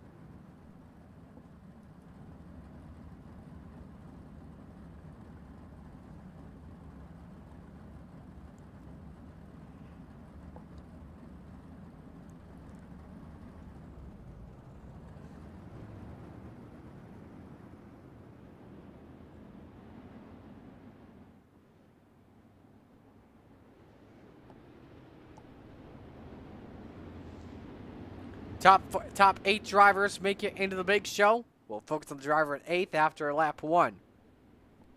Bottom 2 drivers, well, it's an early night at the bar for them.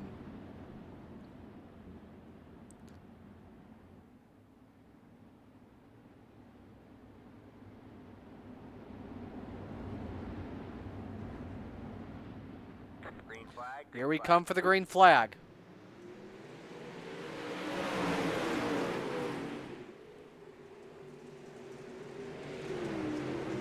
Good start for Neubauer. Immediately has Cale Bixler clear off at 2. Oh, look out! Clay Johnson going through the short track, the mini oval at Oswego. And so he is out of it. Sam Bachman did not take the green flag, and so Gary Offutt and everyone ahead will make the show no matter what.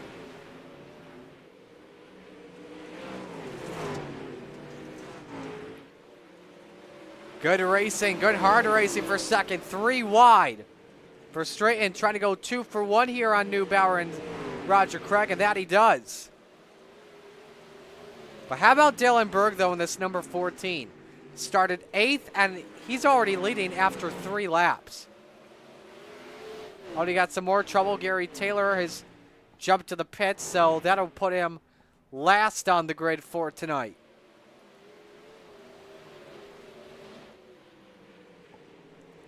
Still watching the race for the 2 spot. Neubauer looks low. A good exit, though, from Verstraeten.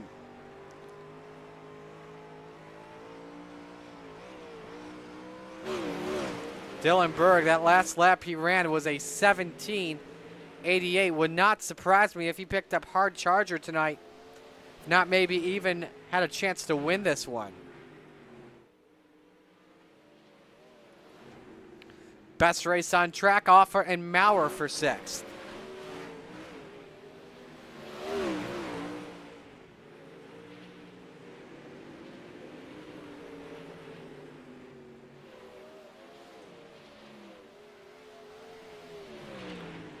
Four remain. Roger Craig, it looked like he may have done a small wheelie off of turn number 2. Thought I saw the left front wheel come up. Looked like it was a modified.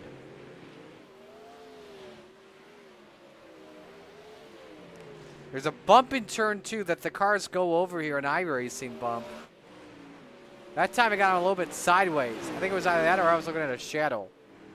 Berg again, his last lap, a 17:74.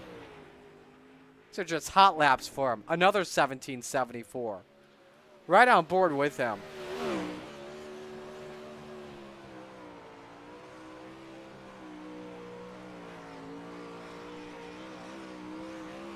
They were both 17:740s. That time was 17:816. Probably shows you the number 14 could be a contender tonight. Checkers wave here on the B main. Berg the winner. Verstraeten second. Neubauer comes across the line in 3rd. Roger Craig 4th. Cale Bixler 5th. Gary Offutt 6th. Steve Maurer 7th. Gary Taylor 8th. Clay Johnson in 9th. And Sam Bachman does not take the green, so the field is set for the Rebels. They've got their warm-up here that's starting right now. We'll step aside and go to break, though. Stay with us right here on the Coast to Coast Racing Network.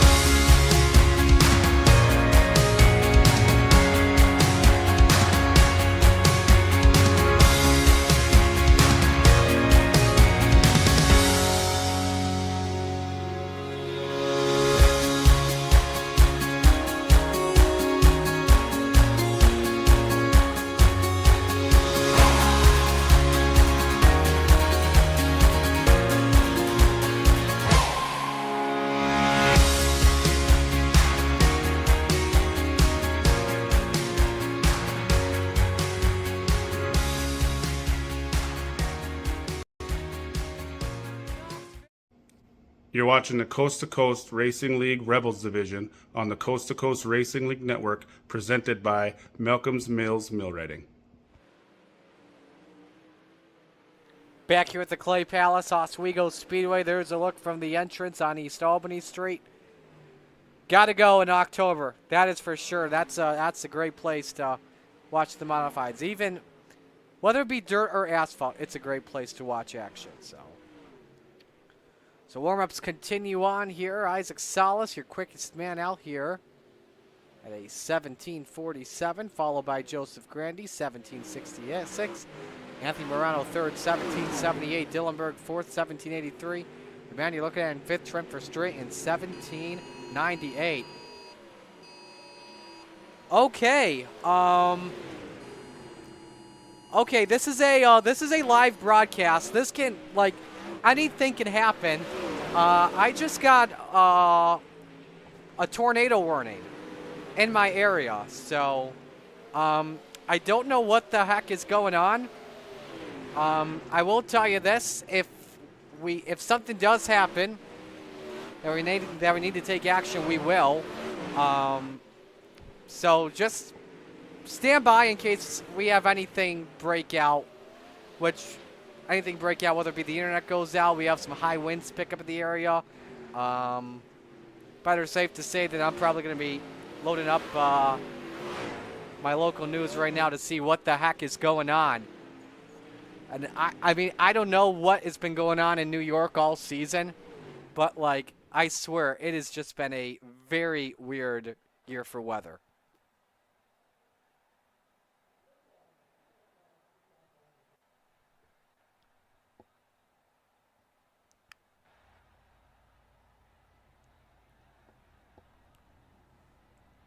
All right, so we're getting set to go for feature time. Let's meet the field here and give you your starting lineup.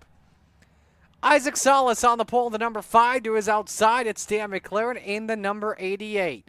Row number 2, Joseph Grandy, 100 grand in the 518.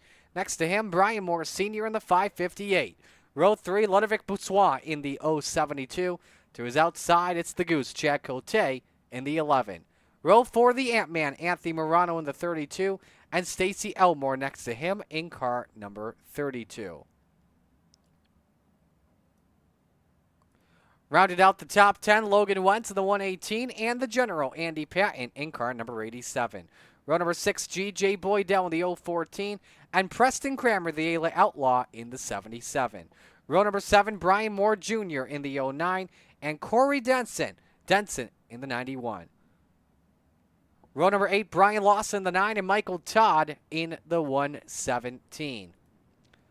Row 10, Dillenberg in the number 14. Trent Verstraeten next to him in the 088. Zach Neubauer, Roger Craig, row number 10. Cale Bixler, Gary Offutt, row 11. Steve Maurer and Gary Taylor round out the field.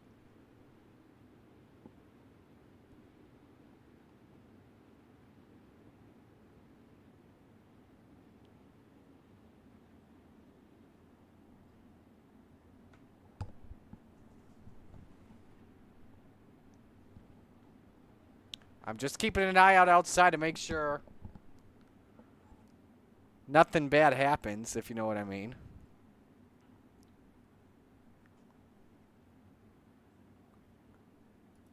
But my pick to win is going to be the driver. Ooh, that's a tough one. You know what? Give me Grandy tonight.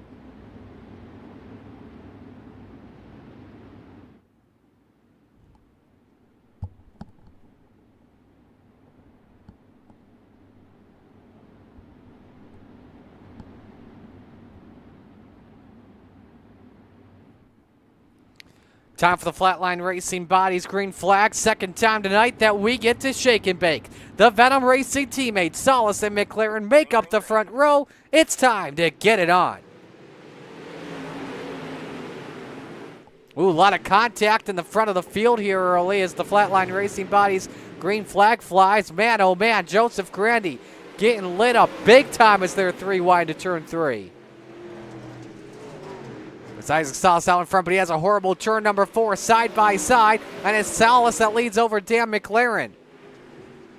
Corey Denson gets dumped to the pits. Gonzalez hangs on for the lead.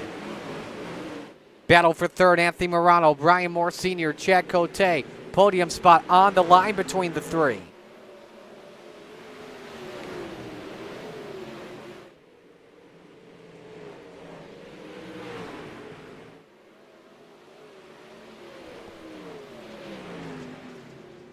So this fun race for the third position continues.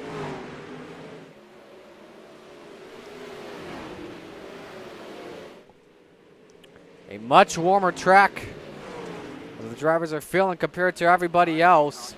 And the first yellow flag flies for Stacy Elmore, who is in turn 2.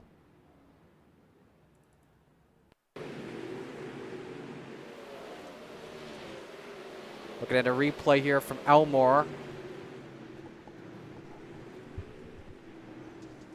See around he goes.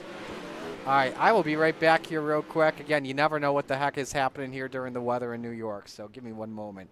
I'm going to put it on most exciting stuff just in case.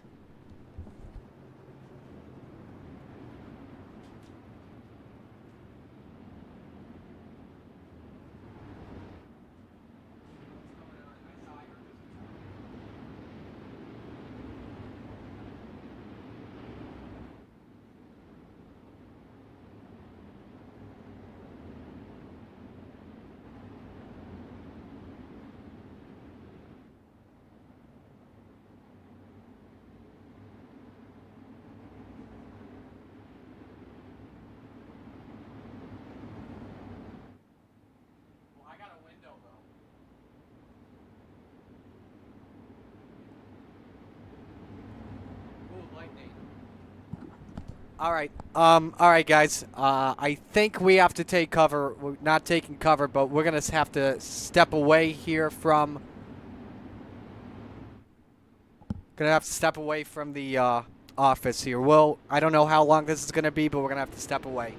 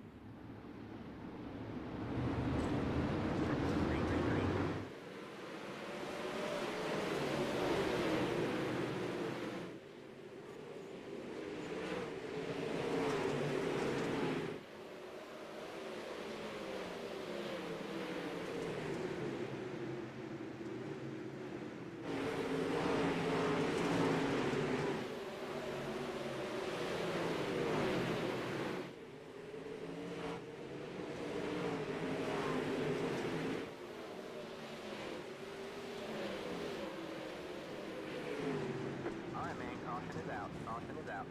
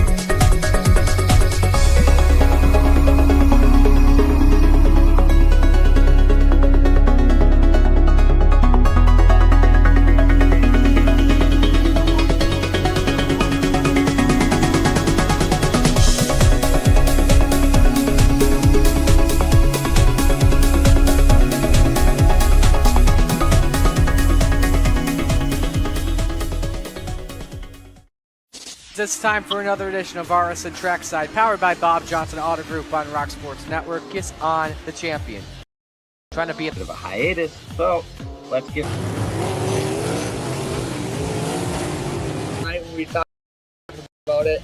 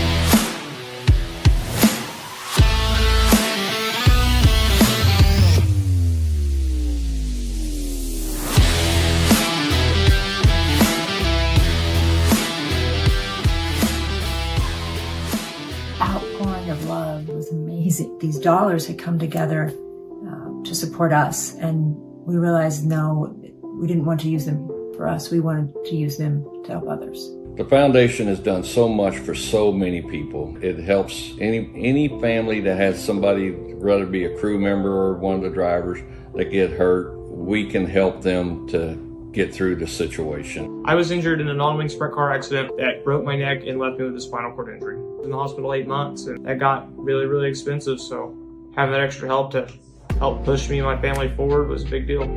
I was involved in a pretty gnarly sprint car crash. Found out my brain was swelling and bleeding. Pelvic bone was broken. I had 2 cracked vertebrae on my back, and I was in the ICU a little over a week. The Steve King Foundation reached out to my parents. We received a donation from them. Immediately they started me on what's called neurofeedback, and insurance did not cover the neurofeedback appointments. So we received another donation from the Steve King Foundation. It really helped a lot, and I just want to say thank you. Thank you from the bottom of my heart to the Steve King Foundation for everything that they have done for me.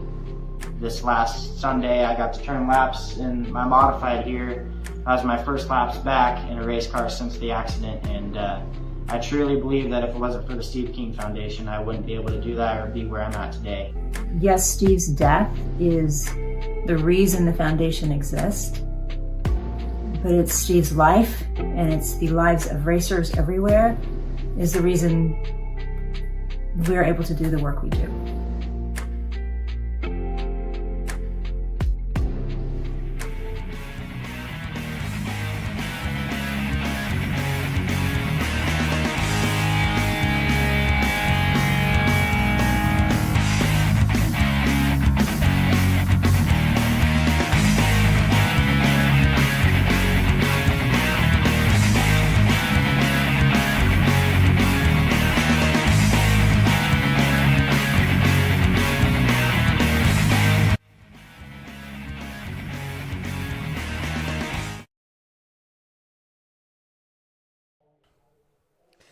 All right, we're back here on the Coast to Coast Racing Network. All is clear. All is clear. From what I have seen, no damage to the home. We're still up and running. All clear here. The tornado warning has expired. Apologies for no commentary, but hey, sometimes, you know, we have to take safety precautions in a broadcast, and so that's what we had to do. So that's a first for me, though. There've been some weird firsts here tonight. It's been a weird night, though, for sure. So, Renegades getting set to go. By the way, I watched the end of the race. Congrats to Isaac Salas on taking the win of the Rebels. It's been a great night for him so far. So, ready to go for qualifying now here at the Oswego Speedway.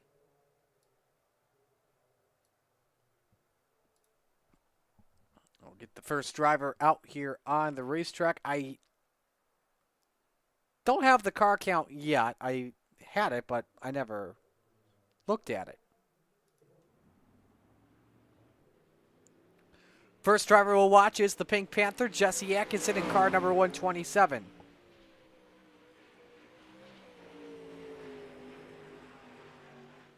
Obviously, last season was a great year for Blake Chapman, taking home another title with the Renegades.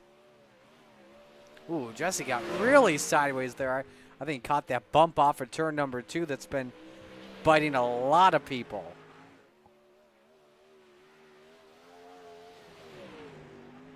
Patrick Spangler, the quickest, at a 17:44. Atkinson second, his teammate, 17:56. Time start to come in. Jesse Bandy looking pretty good in sector 2, but Dean Reynolds puts it to the top. Atkinson in the wall.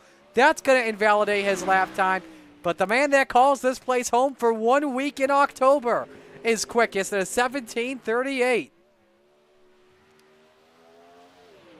Jesse Bandy steals it away, though. 17:33 for the Vanderbilt Master in the Velocity Race Design Vanderbilt Racing number 49.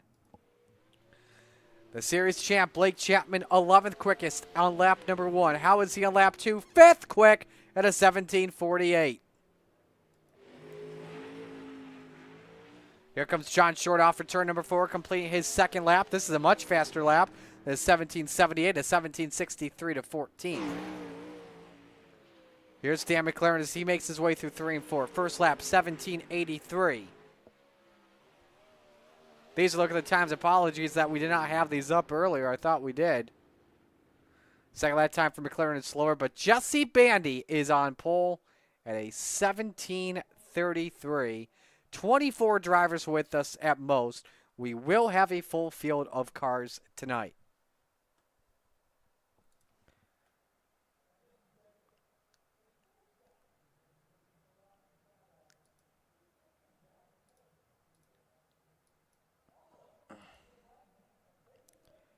So we're ready to go for heat race number 1, brought to you by Gambler Motorsports, and here is how the field lines up.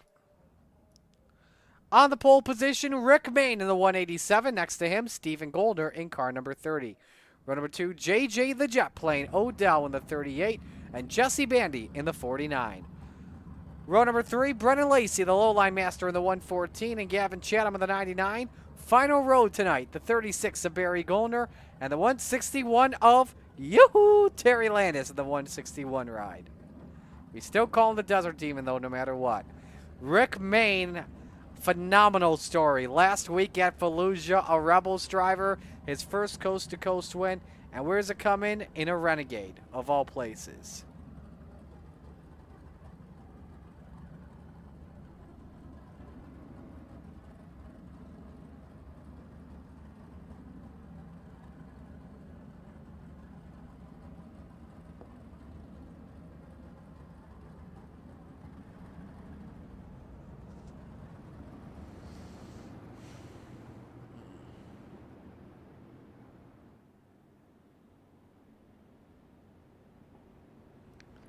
So as we get set to go back to action, let us know who you were rooting for. Big shout out to JJ, Bless Number, and Don for hoping that I'm okay. And yep, we are good. We are all good. It's perfect timing that the tornado warning expired before the best race of the night.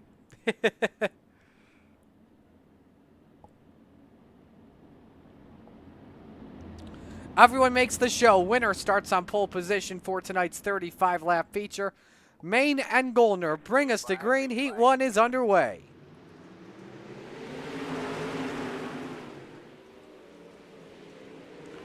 Good jump from Main, the 187. Nice battle for a second. Ooh, man, Main had a big bobble off of turn 2. Held on to it. As Bandy, Goldner, J.J. Odell battle for the runner-up position. Here they come off the corner. Lap number 1 led by Rick Main for third at the line. I think it was Goldner barely over Odell. Odell now falls back to 5th to Brennan Lacey in the 114.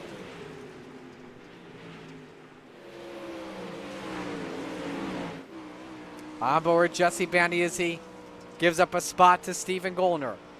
2 laps complete, working on lap number 3. Bandy a little too wide off at turn 2, lost a little bit of time. Stephen Goldner, though, quickest Vanderbilt driver on the track. 17:51 last time by. Now it's Rick Mayne at a 17:39. Good start for the High Noon Inferno Motorsports driver. Looking at some other good battles on track. Brennan Lacey, Gavin Chatham, the race for the 4th position.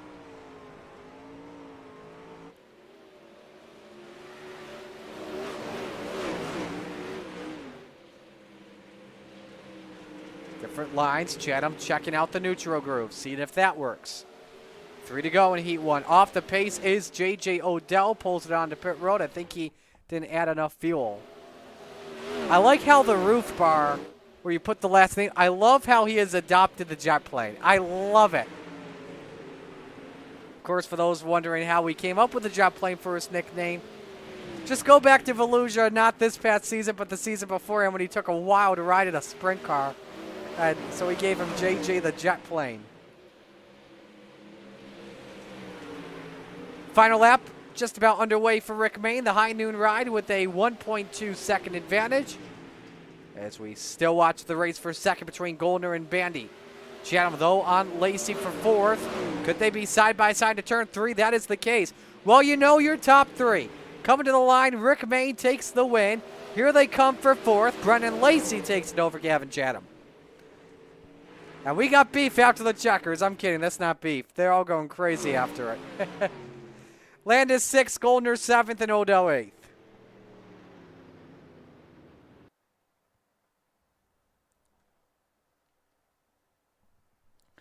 We now move on to Heat 2, brought to you by Regency Home Inspection. And here's the starting lineup. The Pink Panther, Jesse Atkinson on pole position. He's in the 127. Chad Griggs, Rebels champ, dominant Rebels champ, is next to him in the 27. Row number 2, the Salesman, Blake Chapman in the 20. And Dean Reynolds in the 79. Row number 3, John Short in the 51. And the Brewer to Beast, Jeff Barker in the 513. Final row tonight, Brian Moore Jr. in the 09. And Isaac Salas in car number 5. Well, all I'm going to say is that if you know, you know.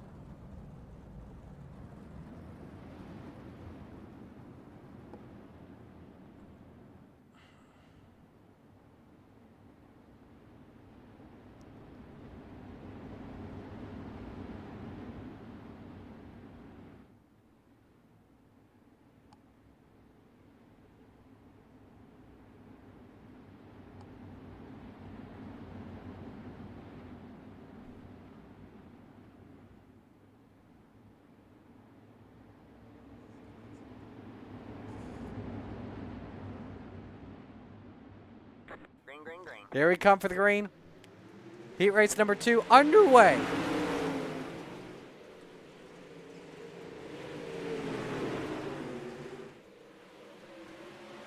A lot of cars getting sideways off for 2 once again, but it's Jesse Atkinson with the lead. Look at this, 3 wide for 3rd for a moment.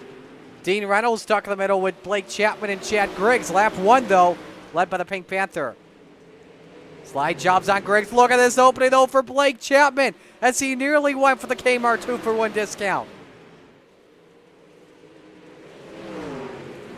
Top 4, all wheel to wheel. Oh, look how big! Time crash! Holy moly!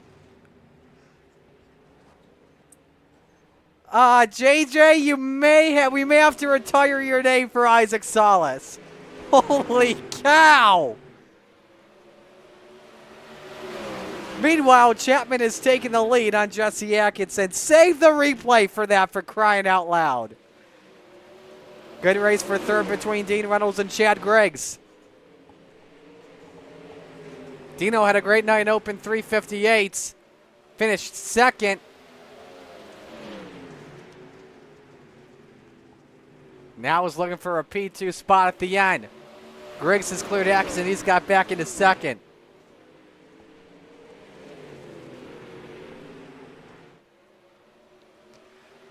Griggs still looking for that race lead. 3 laps to go.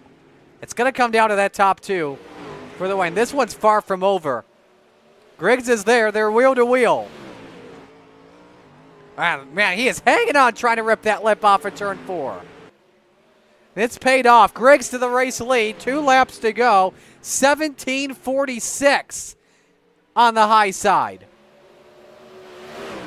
Chapman fighting back. Look how much Griggs is hanging on to that ride, but he's able to get back on the throttle first. Still out in front with 1 lap to go. No mistakes, and I think Chad Griggs has this one. Unless Blake Chapman throws the slider in. Blake, though, 17:44 on the bottom. Does he go for the slide jump? He doesn't. Griggs to the wall. He's done. Oh, he's going to start in the back, though.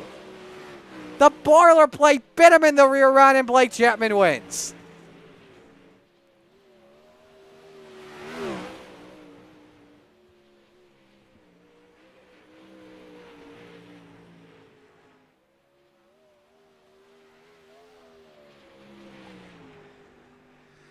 All righty.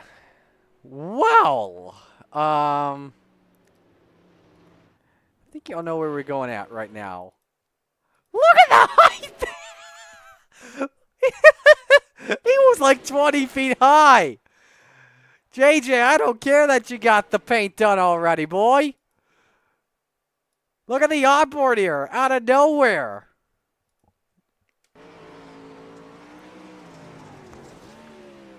Look at that. Isaac. I know you love Oswego, but I know you love Oswego that much.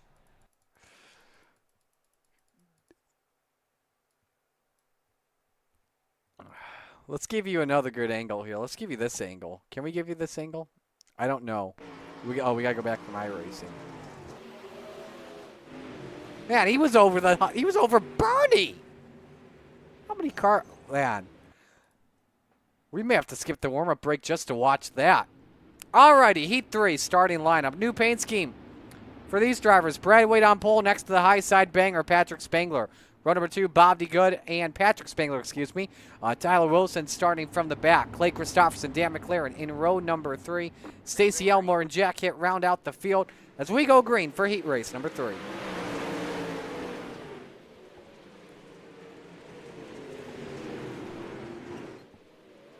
Good start from Brad Wade. Spangler, though, low for the race lead.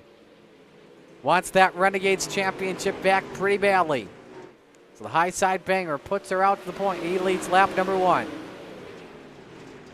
As McLaren and Wade duke at it for the 2 spot. Good racing for 3rd as well. Bob DeGood trying to hold off Clay Christopherson, as well as Tyler Wilson and Jack Hitt. And that 51 is, in fact, closed in on the drivers in 2nd and 3rd.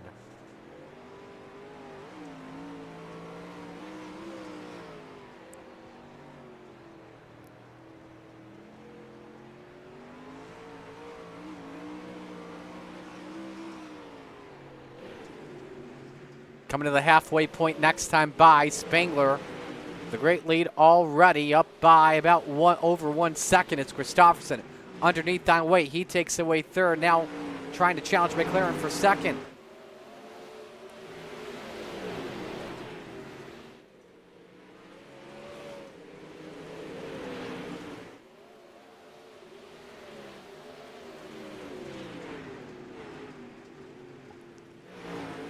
Everyone really liking the bottom here at the moment. Don't want to test out the 2nd groove until probably during hot laps. Should mention this 3rd heat, by the way, brought to you by Maurer Farm Management. Patrick Spangler with a 1.2 second lead. Quickest lap around Oswego right now at a 17:71. Christopherson feeling that suspension bobbling a little bit. You can see it move up and down. Still trying to hold off Brad Wade for the 3rd spot. Luckily, everybody transfers into the show no matter what happens. Final lap, meanwhile, underway. Man, that front end is shaking. Looks like it wants to do a wheelie. But meanwhile, it's still the high side banger, Patrick Spangler, out in front in car number 39. Checkers wave, and Spangler wins Heat 4. McLaren second, Waite third, Christopherson fourth, Wilson fifth, DeGood in sixth, seventh is Hit, and eighth belongs to Elmore. Step aside for one final time here tonight. When we come back, it's showtime at the Oswego Speedway. Stay with us on the Coast to Coast Racing Network.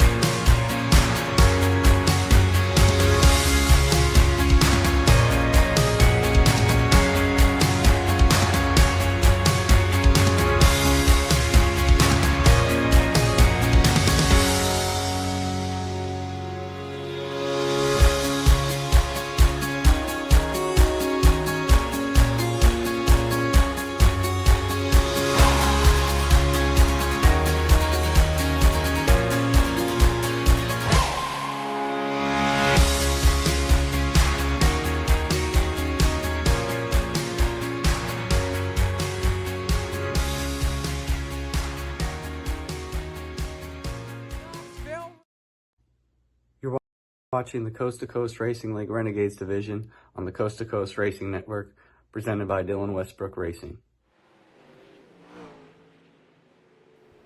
Warm-ups just wrapping up here at Oswego, and while we're doing that, let's get another look here of the, if you want to know what it's like to be like 20 feet in the air, we're going to watch Isaac one more time. I just talked with him. He's complaining of back pain right now, but did say he had a good flight in.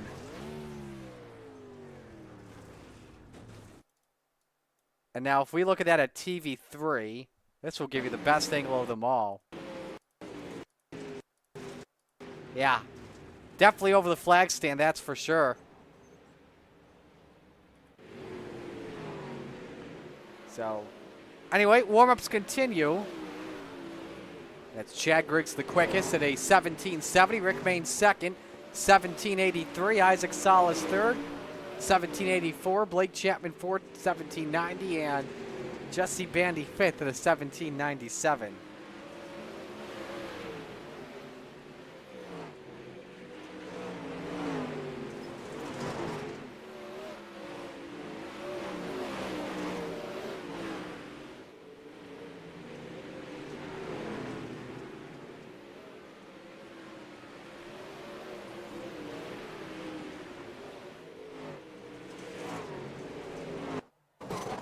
So warm-ups are complete with Griggs as the quickest. And it's been a weird night, but we appreciate you spending your Monday night with us. Let's meet the field and give you the RSN trackside starting lineup. On the pole, Rick Main in the 187 to the outside. The salesman, Blake Chapman in the 20. Row number 2, the high side banger, Patrick Spangler in the 39. And Stephen Goldner in car number 30. Row number 3, the Pink Panther, Jesse Exton in the 127, and Dan McLaren in car number 88. Row number 4, Jesse Bandy, Bandyboat Master in the 49, and John Short in the 51. Rounding out the top 10, Brad Waite in the 814, and Brennan Lacey next to him in the 114. Row number 6, Brian Moore Jr. in the 09, and Clay Christopherson in the 51. Row number 7, Gavin Chatham in the 99, and Chad Griggs, the Rebels champ, in the 27. Row number 8, Tyler Wilson, the Macho Man, in the 42, and the Desert Demon, Terry Landis, in the 161. Row number 9, Dean Reynolds, Dino in the 79, and Bob DeGood in car number 7. Row number 10, it's Barry Goldner in the 36, and the Bird to Beast, Jeff Barker, in the 513. Row number 11, Jack Hitt, Gentleman Jack Hitt in the 217, and the jet plane, J.J. Odell in the 38. Rounding out the grid, the jet plane's evil twin brother, Isaac Salas in the 5, and Stacy Elmore in the 307. No call from Brennan Lacey to grid. May join in a little bit later after we take the green flag, so may start from the back. Will be tough to do for Isaac Salas, but looking for the very rare Triple Crown if he can get that done when an open 358 Rebels and the Renegades.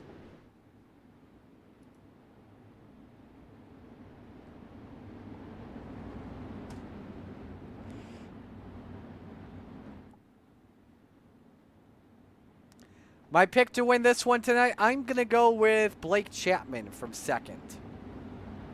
Start the title defense up right.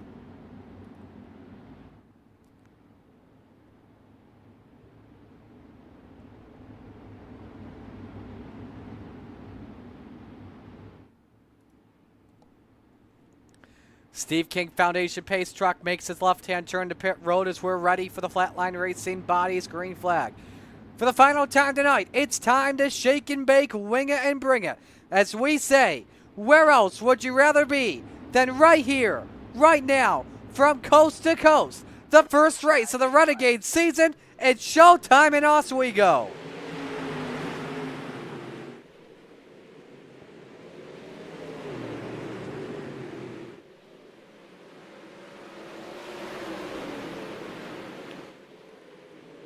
Good racing from third on back. Rick Main, though, has the early lead. Patrick Spangler looks to get the low side to work as the 187 leads the opening lap. 3 wide for the lead with Main in the middle, and the top 2 drivers at the end of last season are working the bread. But Main, though, with a great entry into turn number 3, has Spangler cleared as well as Blake Chapman. The salesman's got second clear of Patrick Spangler. Now downstairs, he takes the test underneath on Rick Main to get the bite. He's able to avoid that bump as well at the same time, and because of that, the number 20 takes away the race lead. But Main still doing a great job fighting back. A 17-9 for Blake Chapman. It's Rick Main is in the spoiler plate. Wheelie off for turn 2, loses a pair of spots and maybe even more. A great save, though, for the 187, so Stephen Goldner up to second, Spangler third, and then the mess for fourth on back. Here comes Dan McLaren to take the spot away. Good on board with John Short as he watches the smorgasbord in front of him.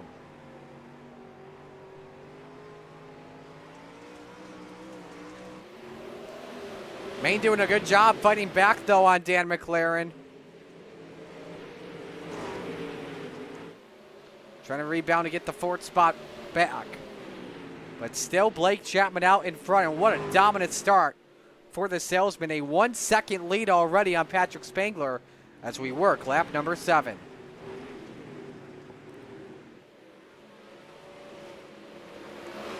Main in the boilerplate once again. John Short with a chance to pounce.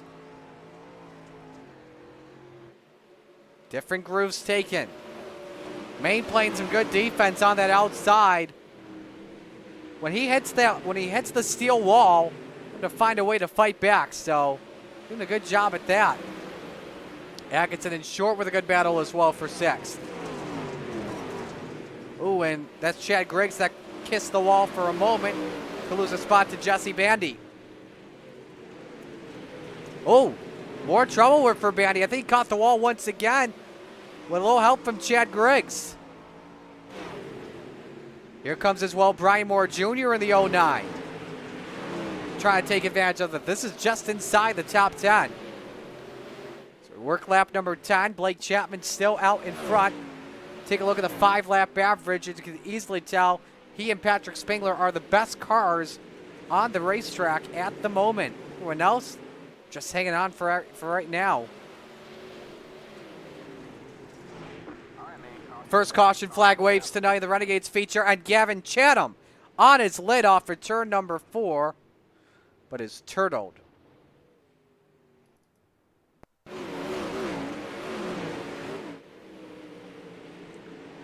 Look at what happened. Just rode the wall, caught the, I think the Canadian entry. Well, man, a wild ride for Tyler Wilson too, and then he just got trapped.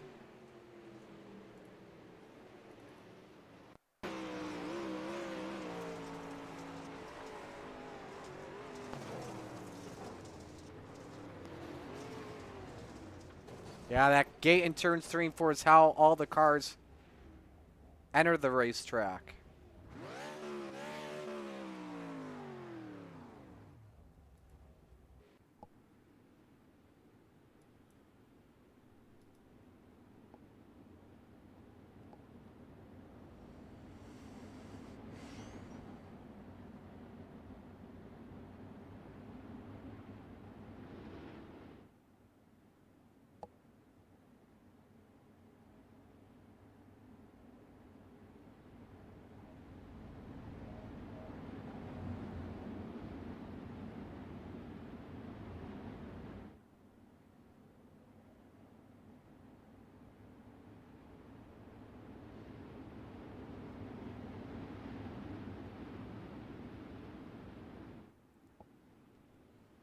So should have 1 lap to green this time by.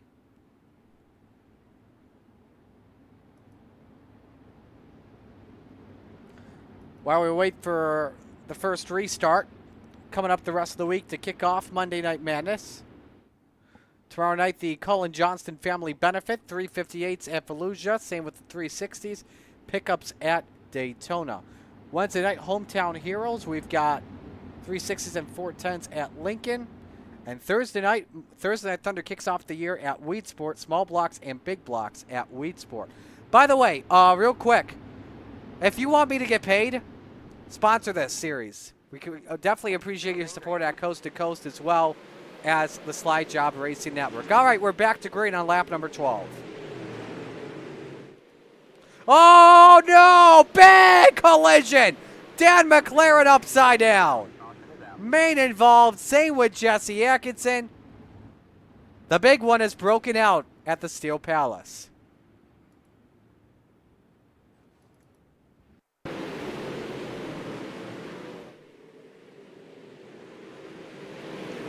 McLaren just came down, not a lot of room, and man, what a head into the barrels there.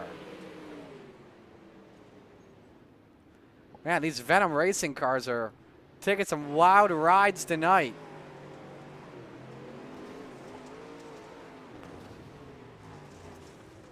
Wow. McLaren took a big one, that's for sure. How about Jack Hitt? Had him missed, and then car nailed him from behind. Not sure who it was that specifically.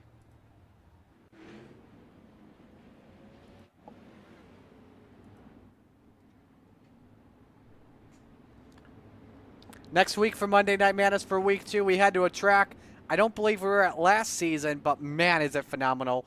USA International Speedway. Don't miss out on it one bit next Monday at 7 on the Coast to Coast Racing Network, because they put on really good shows there, that's for sure.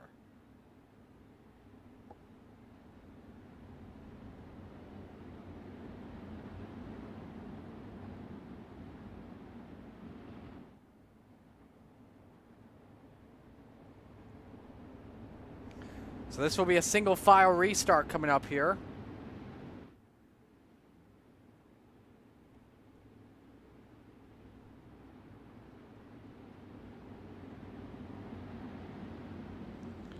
As we come back to the green flag here.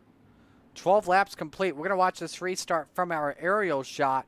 Blake Chapman continues to command the troops at bay. Green flag, green flag.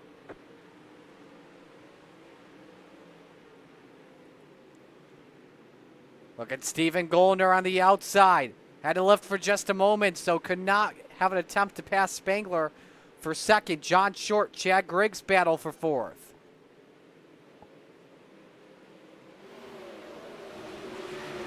Griggs started 14th in this feature and is up into the 4th position. A great start for him. Could be going for a hard charger tonight. Here, and there he goes downstairs on Steven Goldner for third. Decides not to pull the slide job maneuver. As Goldner hangs on to the bottom stop of the podium for right now, but this low line working really well, especially for the driver of the 27.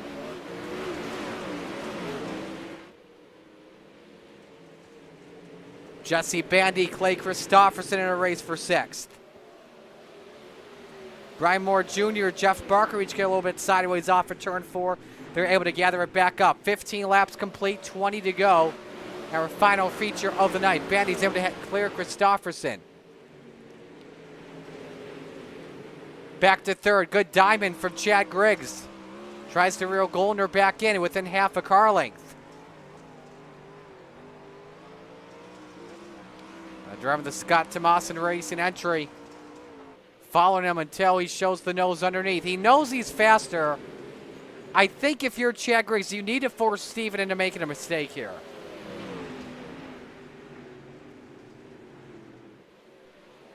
That's when it seems it's going to be time to go to work. But Goldner got a little bit loose off of turn 2. Caught that weird iRacing bump. And Griggs has to hang on to it. Almost caught the wall with how he, just like how he lost the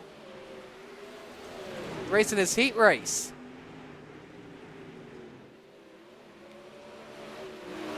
That hump right there in turn 2. What I'm referring to. Back to Bandy Christofferson. 51 underneath for 6. Caution flag waves. 30 yellow, and it's for Gavin Chatham once again. And he is parked just before pit entry. And that may be the end of his night. Not the way you want to start the season if you're Gavin. Ooh, contact with Brennan Lacey sent him around. Nice job to hang on to it. The yellow flag waves. He doesn't have a quick repair anymore, but I don't think he got enough damage to force the retirement.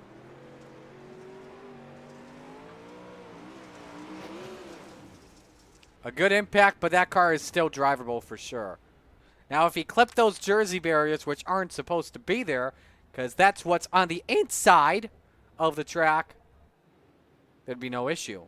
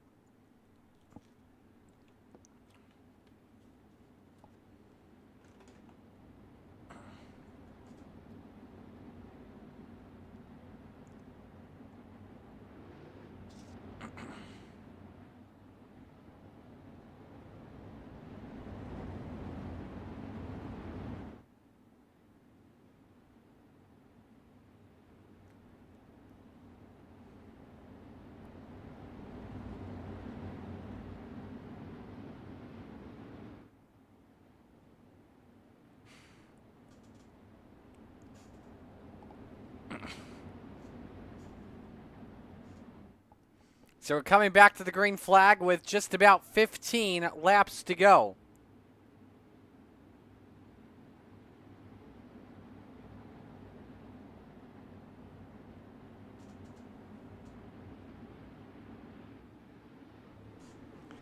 Ready for the restart. Chapman's led every lap so far tonight. So he stays low. Everyone else decides to rip the top. Then Diamond turn number 2. Goldner hits the bump pretty good. Chad Griggs underneath for third. Now 3 wide for second. Ooh, that is mighty tight.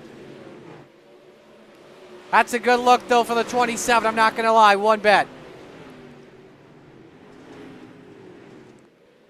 Oh, man. Imagine as a full-time Renegade for the first time ever.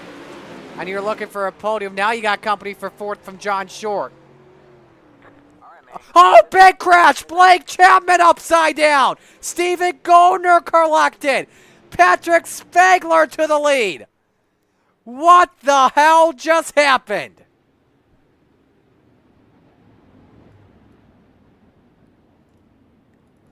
Unbelievable. The leader in trouble. Clips the wall. Around he goes. Steven Goldner doesn't see it coming. He took the entry gate. Oh, man. He was doing everything perfect tonight.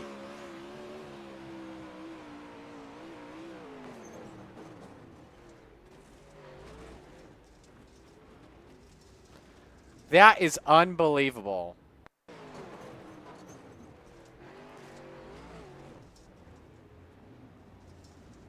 And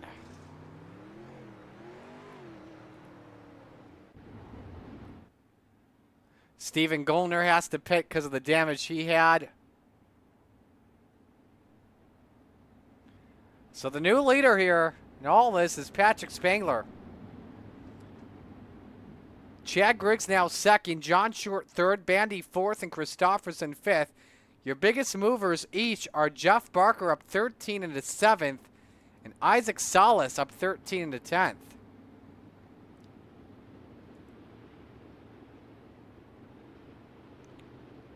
Can you believe it or what for the salesman? Guess it shows you the better code to use tonight is Swan Speed Shop than it is Galen's.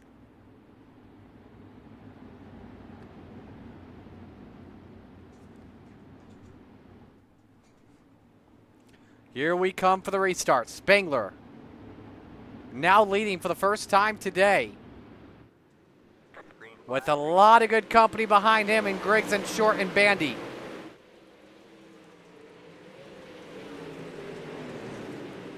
Everyone keeps the outside. A little contact behind with Jesse Bandy and Brad away. Christofferson trying to take advantage of it.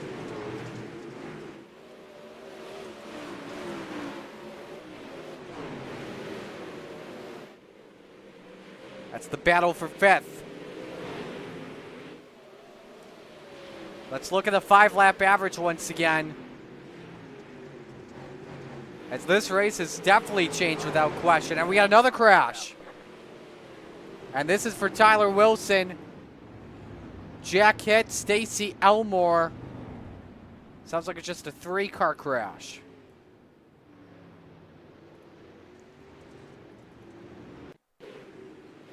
And Terry Landis got sideways first, did a good job saving that. Ooh. J.J. Odell just came in a little bit too hot. There's Stacy Elmore involved. Couple of onboards to watch here. Let's go Jack Hitt.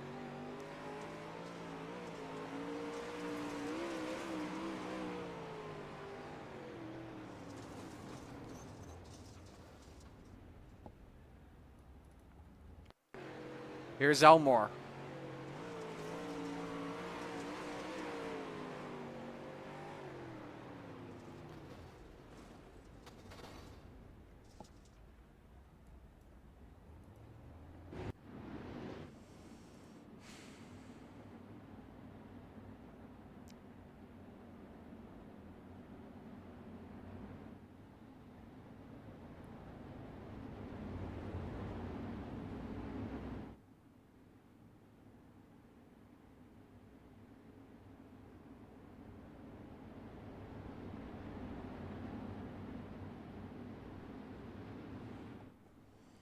So try this restart once more with 11 to go.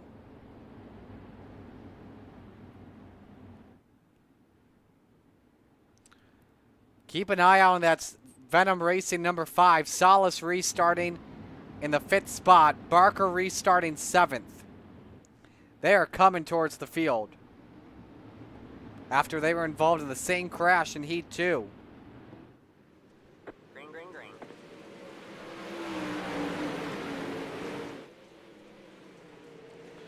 Time is starting to run out as we're in, to quote Scott Hansen, the witching hour. Wins are going to become losses, and losses will become wins tonight. Here's the race for 3rd. Jesse Bandy looking to get back on the podium. 10 laps remain for Patrick Spangler.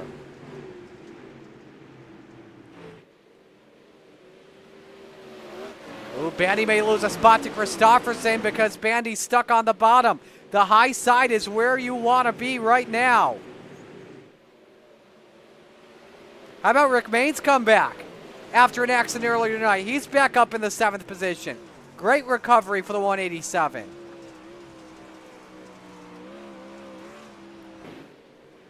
Bandy still cannot get out of the bottom. Salas kisses the wall. Christofferson looks inside on Short. And that's the race for 3rd too. Coming to 7 to go this time by Patrick Spangler, looking to start the season off right as here goes Christopherson. Slide job by the 51 on the 51. Short's able to counter it back, and now Isaac Salas has cracked the top 5. Oh my, but he's in the wall once again with 7 to go. Everybody fighting for as much racetrack that they can handle here. And now a full throttle car trying to finish on the podium. It's Training Wheels STM. Speaking of STM, here comes Chad Griggs. Diamonds turn 2 for the race lead. 5 laps to go at the Clay Palace. What a phenomenal way to kick off this season. After drama by Blake Chapman, it's these two that are going to fight to the very end. Griggs underneath for the race lead. Send it, Chad. Slide job. Griggs kisses the wall once again. Pretty good. That was way too much of a send by Chad Griggs. And now is it Spangler's time to turn on the afterburners. The gap is up to 0.7 of a second for Spangler on Griggs. Christopherson and Short still race for third. 3 laps to go.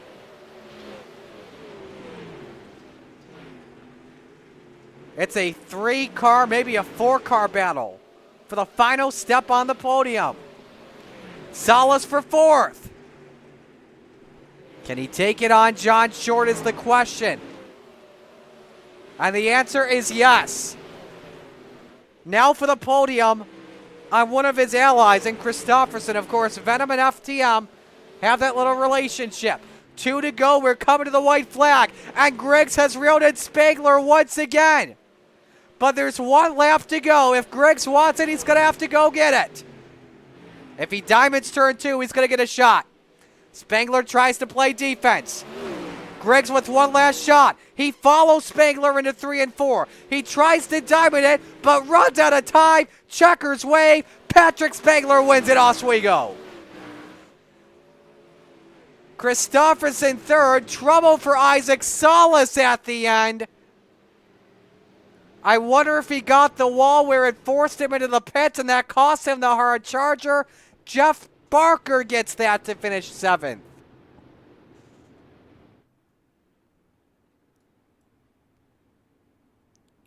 So what happened to Slide Job?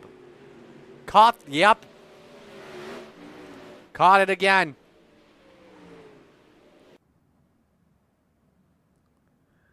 He was looking at a 5th place finish tonight.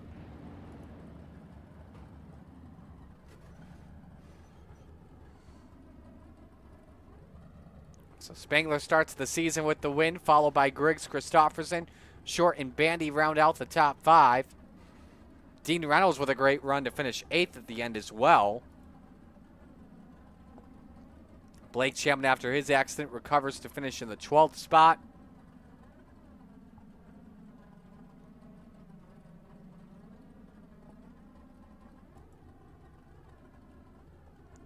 As you see the rest of the field on screen.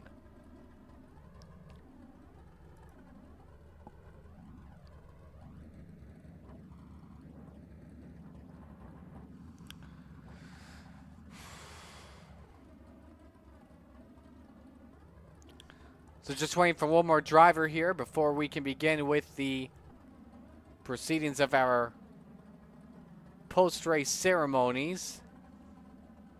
So Spangler starts the season right with a win. What a wild and, I guess you could say, weird night at Oswego.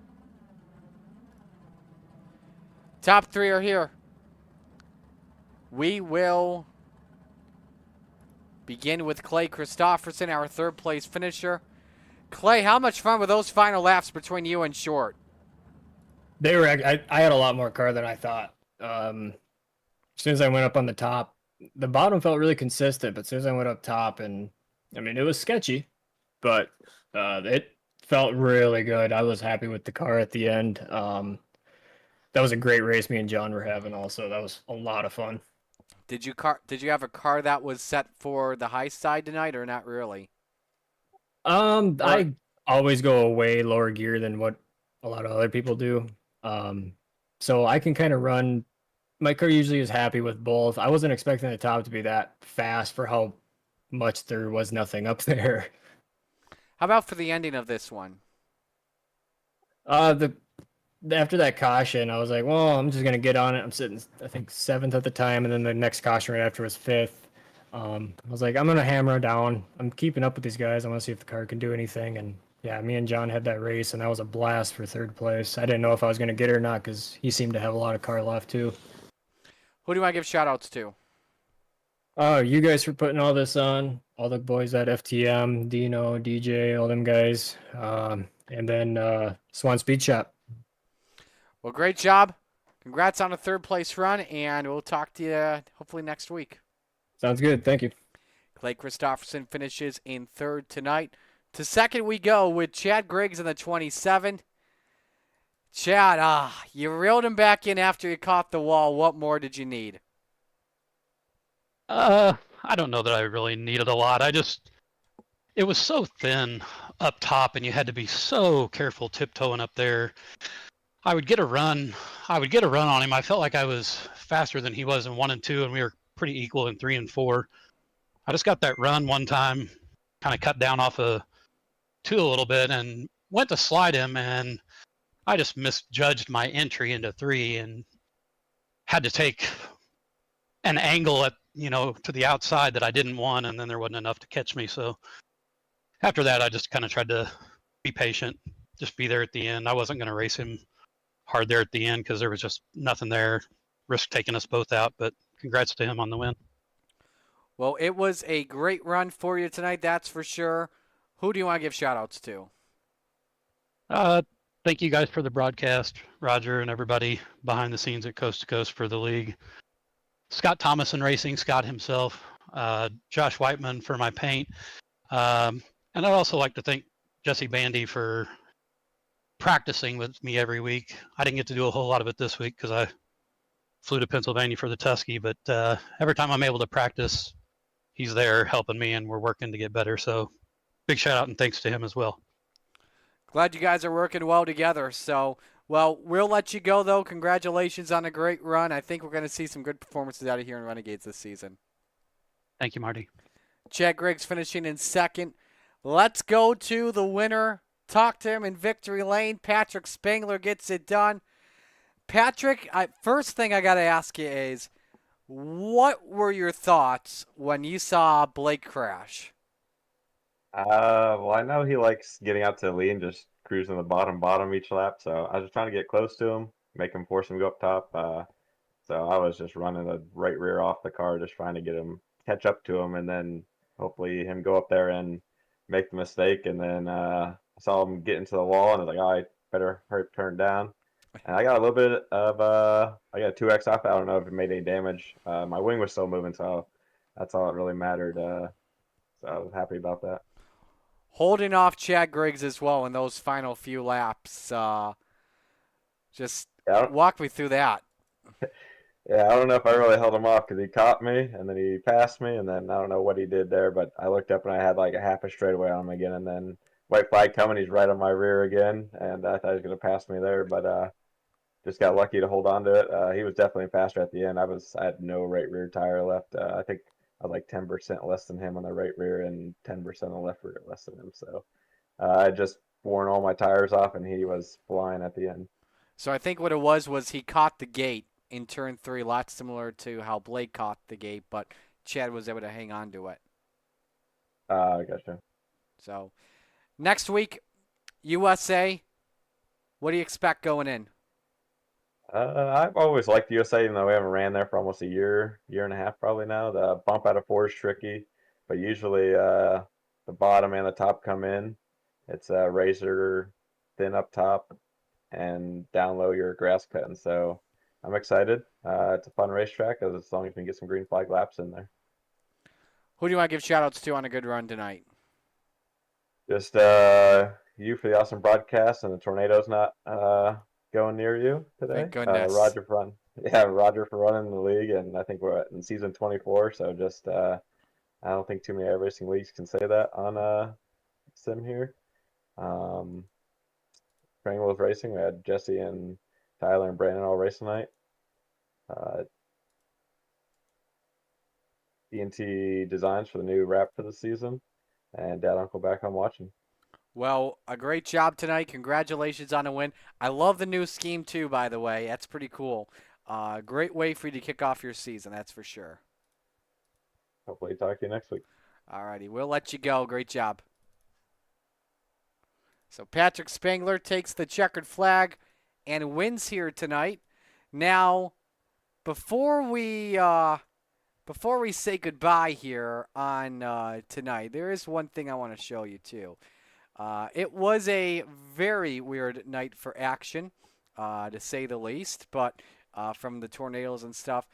Something else was kind of affecting me as well, and we're going to call this similar to our buddies at Buddy Time. I'm just going to show you this.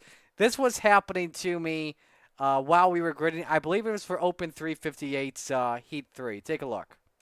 In car number 99. Run number 3, it's GJ Boydell. Good to see him back with us in the 014. To his outside, Bob D. Good in the 7. Final driver on the grid here tonight, Gary Sigelcow in the 25. Bear with me if I get a little bit distracted. I've got... It was Luna time. That's what we'll call that. So I had a couple of friends with me to help me out. So anyway, that is going to do it here for tonight. Again, next week we're at USA. Don't forget to join us tomorrow night on the Coast to Coast Racing Network for the Colin Johnston Family Benefit with 358s and 36s at Volusia, followed by pickups at Daytona.